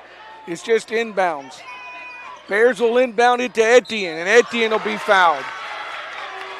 That's Bradford. She'll pick up her fourth. That's 4 on Bradford now, and Etienne to the free throw line for the Bears. Etienne to shoot a pair for the Bears at the free throw line. First one up, won't get in. Boy, the Bears need the free throws. First one wouldn't get in there. They want to bring Clark back in. Clark will check in for Bradford, who's got those 4 fouls. Now they're going to tell her she can't check in just yet. Second free throw for Etienne. Won't get that one either. Neither of them get in for Etienne. Jones gets the rebound. Here come the Bobcats. 5:49 to play. Basketball's in the hands of Hughes. Hughes down in the corner, hands it off to Hughes, off to Bradford. Shoots the three, won't go. Here comes Etienne. Etienne and the Bears pick up the rebound. Into the lane she goes. Bounces it out to McGee. McGee looking for help. She'll pick up the foul. It's on 0, Miles, who picks up her third. That's only 4, so they can still commit. They can't commit any more before the Bears go to the free throw line. That's 3 now on Miles. Tangle will inbound it to Etienne. Etienne with the basketball for the Bears. Top of the key, shot clock down to 12. She'll go to McGee. McGee wants to shoot the jumper, puts up, won't go. Into traffic, they bring it, but Jones will bring it out of the traffic and bring it down. Into the hands of Johnson. Johnson with the basketball, 5 minutes to play. Johnson goes to Clark. Clark gets rid of it. They'll go underneath, and the easy layup underneath for Miles as she puts her first basket of the game on the scoreboard. 48-42. Bears go to Ben. Ben with the basketball. Ben will go to Etienne. Etienne with the basketball up top for the Lady Bears. Wants to shoot the 2. Puts it up, won't go. Owens thought she had it, and she commits the foul. That's 3 on Jerrion Owens, second against the Bears here in this fourth period. 4.5 to play. They'll bring it down with Johnson. Johnson with the basketball for Jones. 4:23 clock running, 48-42. Jones College leads it. Clark hands it off, and they'll go underneath to Miles, and this time she won't get the basket, but she does get the foul. It's on Owens, and she's now got 4. Jerryon's picked up her 4th foul. And Miles will shoot the free throws for Jones College. First one up, no good. Miles misses the first, and she'll have a second coming. Second free throw coming for Miles and Jones College. It's up, it's no good. Bears get the rebound. McGee grabs it to Etienne. Here comes Southwest down the floor. Etienne with the basketball to Tangle. Tangle to McGee over to Ben. Ben with it. Now to Etienne up top. Etienne has it stolen away from her by Clark.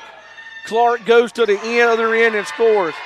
Clark took a missed dribble away and gets the basket to go. Makes it an 8-point game. Etienne with the basketball. Top of the key with it. Etienne goes to Tangle. Tangle over to McGee. McGee down underneath goes to Owens. Owens from the free throw line puts it up. It won't go.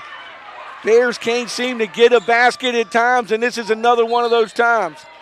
Trying to go for the pass. Jones going to lose this one out of bounds. 3:26. The Bears going to get this one back. Bears will get this one back to Etienne. 3:25 to play here at First Bank Court. 50-42, Jones College leading it. Bears with the basketball. Into the hands of Ben. Ben goes to Tangle. Tangle goes to McGee. McGee wants to look for some help. Goes back out to Etienne. Etienne puts it on the floor for Southwest. Wants to shoot the 3. 3-ball put up, won't go. Boy, a fight, still fighting for the rebound. And it's finally Jones who ends up with it. It's in the hands of Johnson, and she'll go to the other end of the floor and score. Johnson makes it 52-42. It's a 10-point game for Jones. Jones leads it by a 10 with 2:46 to play, and Coach Brent Harris wants the timeout. It's a 30-second timeout, so we'll stay right here. Let's check on the men's game right quick. It is 63-46. The Bears are down with 1 minute to play, so that one's gotten from bad to worse, too, as the Bear men over at Jones College down 63-46. They led that one by 3 at the half over in Ellisville. They, of course, beat Jones a couple of weeks ago here on a buzzer beater at the Southwest Basketball Center First Bank Court. Bears will use the timeout. Jones up 10, 52-42 here at the Southwest Basketball Center First Bank Court. Here we go. Bears will have to bring it length of the floor. They'll inbound it to Etienne. She will be tasked with bringing it down for the Bears. She'll go to Tangle. Tangle, miscue underneath, and McGee wasn't there to take the basketball, and it'll go back to Jones. Jones will sub in. They will get Clark out of this one up 10, and we'll get Johnson and back in. They will bring it down the floor with Johnson. She will give it to Hughes. Hughes gives it back to her. Behind the three-point line, a shot, the pass partially blocked, but into the hands of Holiday.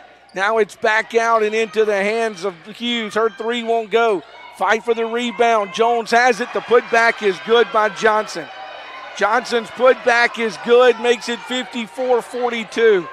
Johnson in those 8 first half points. She's got 2, 4, 6, 8, 10, 12 here in the second half. Etienne to McGee. McGee has it taken away. It's called jump ball. Possession arrow the way of the Bears. So the Bears keep it on the change of possession. Etienne to inbound it for Southwest. Etienne will inbound it to Ben. Ben picked it up, gives it to McGee. McGee from the free throw line. Her shot put up won't go, and Owens is going to foul, and that's going to be it for her. If that's against Jerrion, that's it for her. Jerrion, by my calculations, will have 5 fouls and foul out. She will. So Bradford will have to check in for Jerrion Owens, who's going to foul out. 1:44 to play, 54-42. Jones leading this one. Jones will bring it down with Bradford.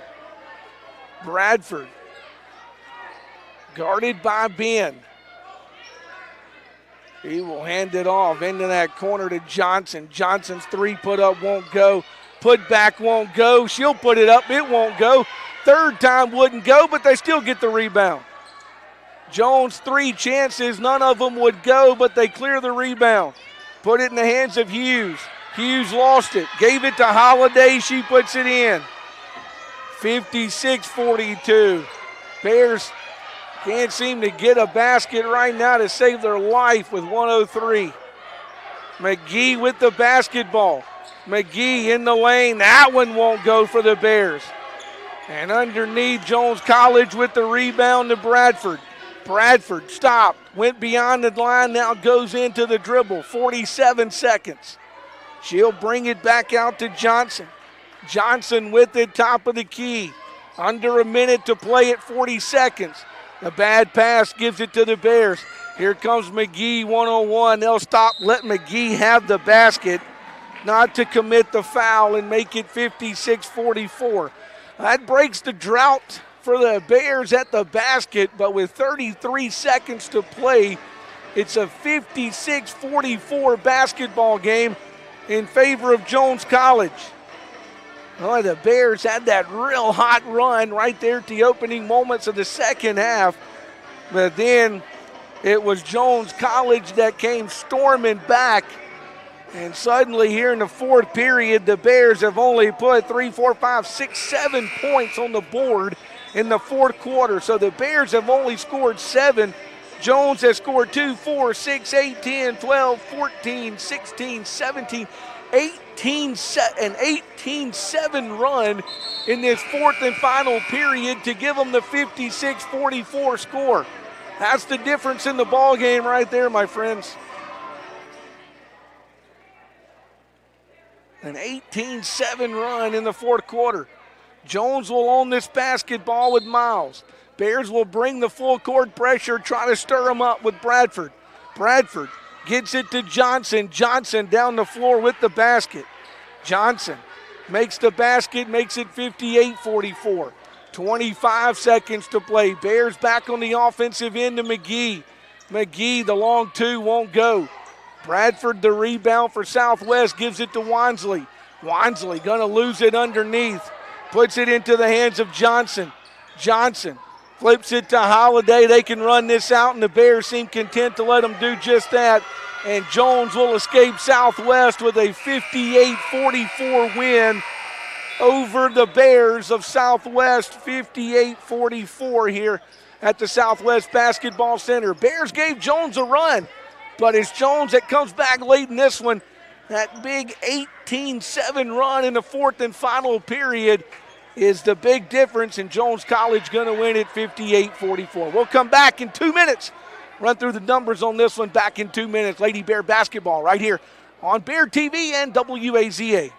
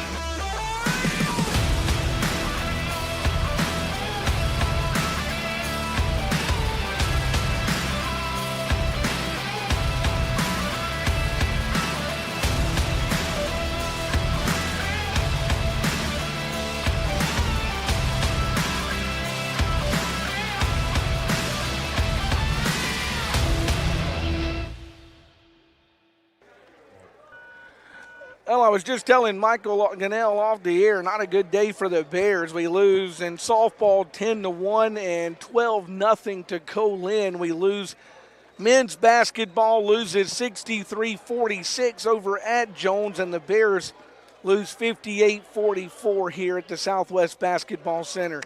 Let's run through the numbers as they are coming to us right now. We appreciate that. The numbers here on this basketball game we see for we got the season stats. Let's see here what we got here. Okay, here we go. Jones and, well, I don't know what this is. I only got Jones stats here. Only got Jones, but that's okay. We'll look at Jones with their score of 58 in the game. Jones shoots at 24 of 53, right at 45%. On the floor this evening, they go 47% shooting it, 4 for 9 on free throws.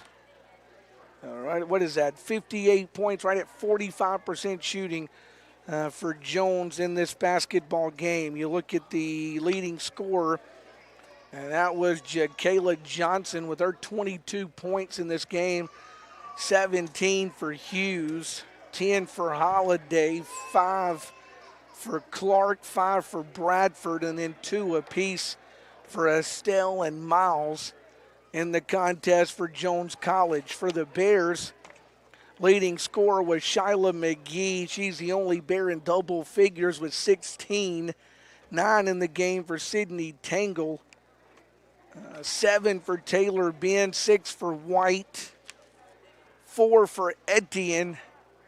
And then, let's see, 2 for Daisy Wansley. So 16 for McGee, 7 for Ben, 6 for White, 4 for Etienne, and 2 for Wansley in the contest for the Bears. You look at the fouls. Bears did have 1 foul out, Jerrion Owens.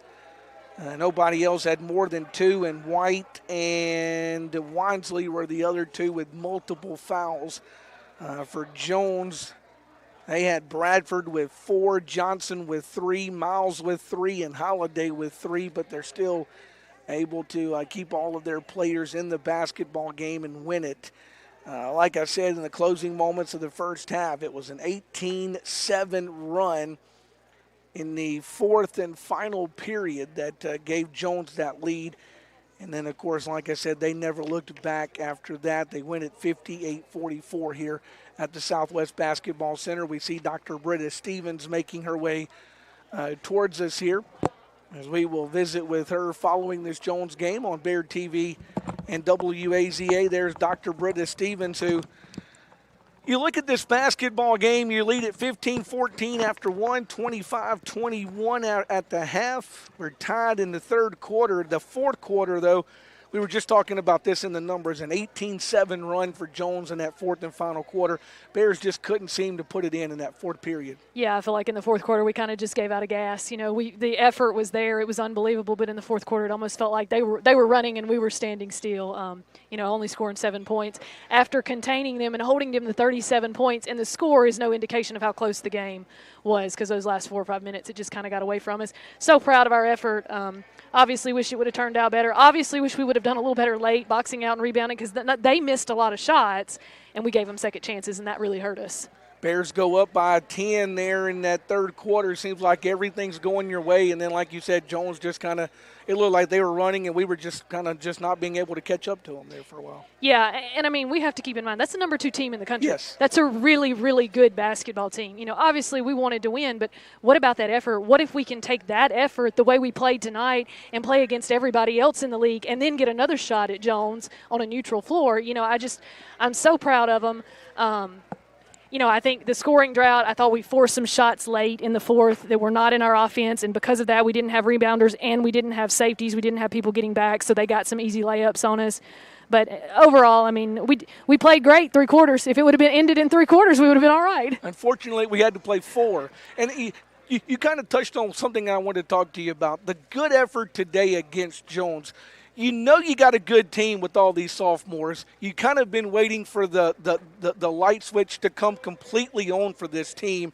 With this great effort, they know now they have a team that can play with anybody in the South and anybody in the league for that matter, don't they? Yeah, absolutely. We knew we had great pieces. We've needed some games. We've needed to get some games under our belt because you keep in mind we've only played 7, 8 basketball games. So usually at this point in the season when we're playing conference play, we've played 12 or 15 games. So I do feel like we're starting to click. I thought our sophomores played well. I thought we got some really valuable minutes out of some freshmen, Abby Gallagher and Courtney Bradford. I thought they really played well. I thought Daisy Wansley had another really good game. She's been playing well for us. So just really happy overall with the effort. Wish we could have shot it a little better. Still don't feel like we shot it real well at the free throw line. That's an area that I feel like we've got to improve on if we're going to make it very far in this thing. Like my grandma used to say, if you can make free throws, you can win games. That's right. My grandmother used to always tell me that at basketball games. If you make free throws, you win basketball games. Speaking of playing games, Coach, let's talk a little bit about that. Next week, spring break, you had 1 on the schedule. Now you have 3 on the schedule. So if you want to play basketball, next week's your chance, huh? Yeah, and I hope our kids are going to embrace that. I hope they're going to be excited about getting a chance to play next week. Not a lot of practice, but so we'll have Mississippi Gulf Coast here on Monday night. Then Wednesday we'll go to East Central, and then Saturday we will go to Pearl River. We're trying to make up some of those games that we missed early in the year because of COVID. So it's exciting to be able to play. It's exciting to be able to continue to play when we're playing well. And I do hope that our kids embrace that because it's spring break week for us, and this is different for our kids. We've never been here during spring break. Originally, this would have been region tournament week for us, so it is a little different. I think keeping them focused and stuff is going to be a little bit of a challenge, but I also think they're excited for the chance to play because they haven't gotten to play, and we're getting to make those games up. It's basketball only next week. They don't have to worry about going to class and things like that. It's basketball. You're going to play those 3 games. Also, the Co-Lin game's been moved to the end of the schedule, right? Yeah, it's been moved. Originally, it was on March 20th, but now it's March 22nd. That's the last Monday of the season. We didn't have a game at all that last week of the season, so we wanted to push that so we would have a game and then a little bit of time off before the Region 23 tournament started. So hopefully now we kind of have dates for all the games. Hopefully we get to play the rest of them. And the region tournament, real quick, let's talk about that. We talked with Coach Brian Bender. Is men and women going to do the same thing for the region tournament, or is that going to be different? Yeah, so it's going to be different than it has been in previous years. All 19 teams in the region will get in. The first 2 rounds will be higher seed will host. I believe it's 1 through 8 will get a bye in the first round. So 9 through 19 will play in the first round. The winners of that will then play 1 through 8 in the second round, and then semifinals and finals will be at Mississippi College. And instead of it being a week-long tournament, it will be a 2-week-long tournament because of travel. But you'll also play them at the home sites and only take, 6 teams to – We'll take the top 4 the top 4 on each side to Mississippi College. Top 4 on so you take the top 4. So the Bears could literally get a couple of home games out of that deal. Yeah, and that's what we keep talking to our team about because we're better at home. I mean, clearly we're better at home. There's no doubt. We shoot it better. We're more comfortable. We have our fans. Everything about it is better when you play at home. So we keep talking to them about, yes, we want to finish first or second in the South, but more than that, we want to have home playoff games. And first and second in the South probably get you the first round bye and then get you the home game for sure. So you're in a real good spot as far as you go. You just need to finish out pretty good with these games coming up. Yeah, we need to next week. It would be great to win all 3. We've got 6 games in 12 days, so we're going to have to play some basketball and win some games. We can't afford to go on a skid and lose several in a row if we want to stay in that home playoff contention. You always hate to ask a coach this, but 6 games in 12 days, are the girls ready for that kind of schedule? I don't even know if they know that they have 6 games in 12 days. We try to talk less about how many games. Next game up, right? Next game. Next opponent. We're Mississippi Gulf Coast Monday night, which we feel like is one that we really need to win on our home floor to keep us where we want to go. To be honest with you, we told them they were going to play next week, but we haven't really told them when and who and all that stuff, so we're just going to take it one at a time. Just take it one day at a time. They don't need to know. They just need to know who they play next, right? What time to get on the bus. Dr. Brenna Stevens, this one didn't go the way we wanted it, but a lot of positives coming out of this game tonight. So it's not all bad as the Lady Bears lose tonight to the second-ranked team in the country, Jones. And now you have the blueprint to possibly see this team again, possibly on a neutral floor at Mississippi College in a couple of weeks. Coach Brenna Stevens, thanks so much for your time tonight. Go Bears. Thank you. We'll come back in 60 seconds and wrap things up on Bear TV and WAZA. Now is your time to be a part of an amazing class of students. There's so much going on here at Southwest, you won't want to miss out. We have scholarships available for music ensembles, cheer, and athletic teams. You can be a part of our active and vibrant campus life where students are determined to meet their goals. With our new and remodeled residence halls, You have the convenience of staying on campus or commuting. You can even take classes online. At Southwest, you can get an authentic college experience at a fraction of the cost of a four-year university. You belong here. Southwest Mississippi Community College classes start soon, so schedule an appointment today to get on track to a better you. Find us at www.smcc.edu.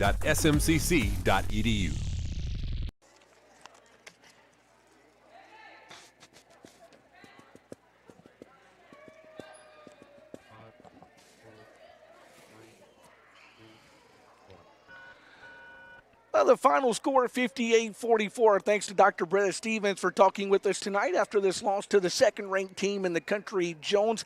Unfortunately, didn't go the way of the Bears anywhere tonight. We look at the final scores on this one, 58-44 in women's action, 63-46. Coach Brian Bender's men losing over at Jones tonight. And over on the softball field, Coach Shay Johnson and the Lady Bears losing 12-0 in game one, which you saw here on Bear TV. They lose the nightcap 10-1 over at Lady Bear Park to Co-Lin. So not a good day. We're going to put this one behind us. Look towards tomorrow. Of course, there's no action on the campus tomorrow. Next game up will be on Monday when the Lady Bears are right here against Mississippi Gulf Coast, like you said, with Dr. Britta Stevens. Pretty much a must-win game coming up, or one they'd like to win. I won't call it a must-win. I'll call it a game they'd like to win here Monday night to kind of put them in a good spot in South Division play. Well, thanks for joining us on Bear TV. It's been a long day, and we thank you for joining us for both softball and basketball.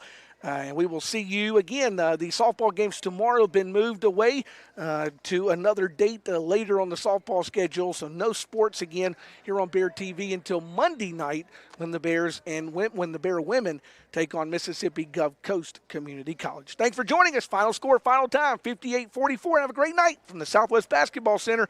You've been watching Bear TV, and you've been listening to WAZA. This has been a production of the Southwest Bear Athletics.